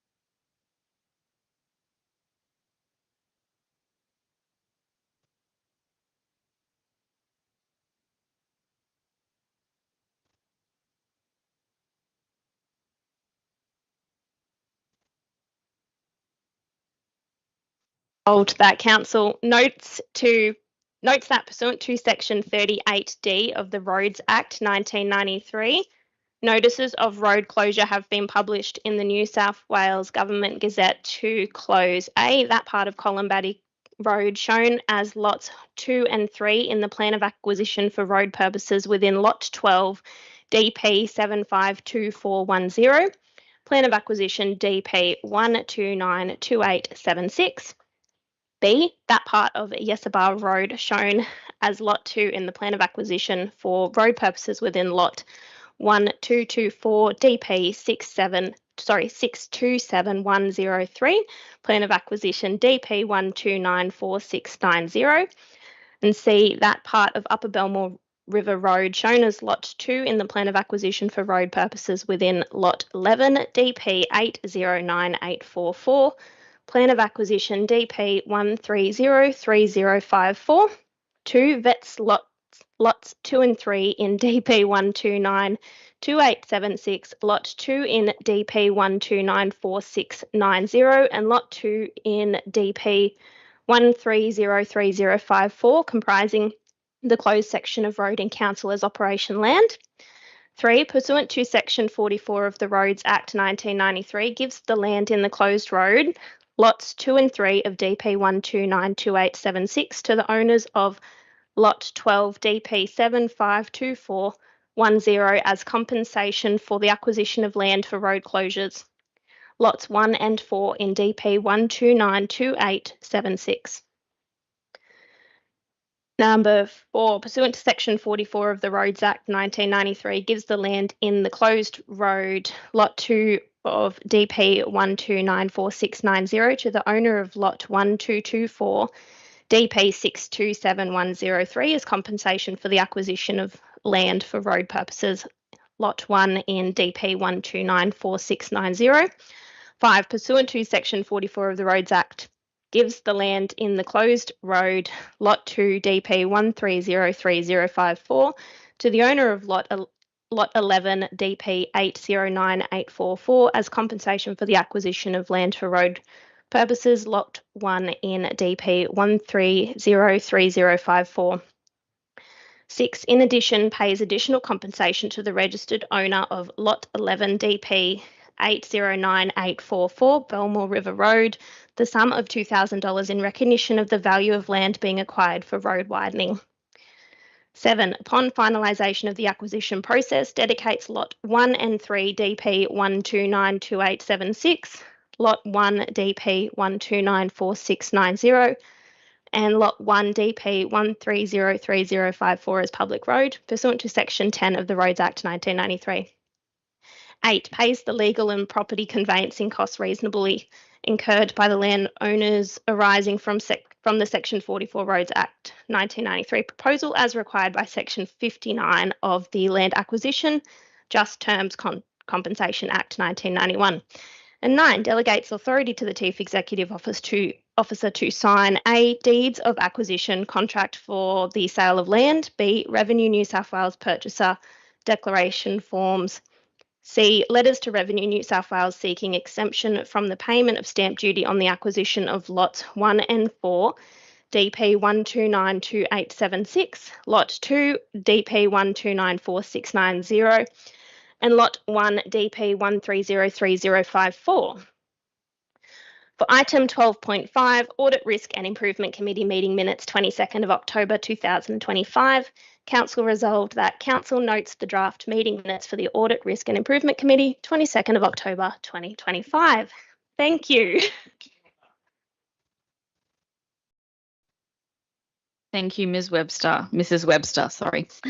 That concludes our business for today. Thank you, councillors, staff, members of the public and those watching online. A great meeting and see you in December. This meeting is now closed at 12:49.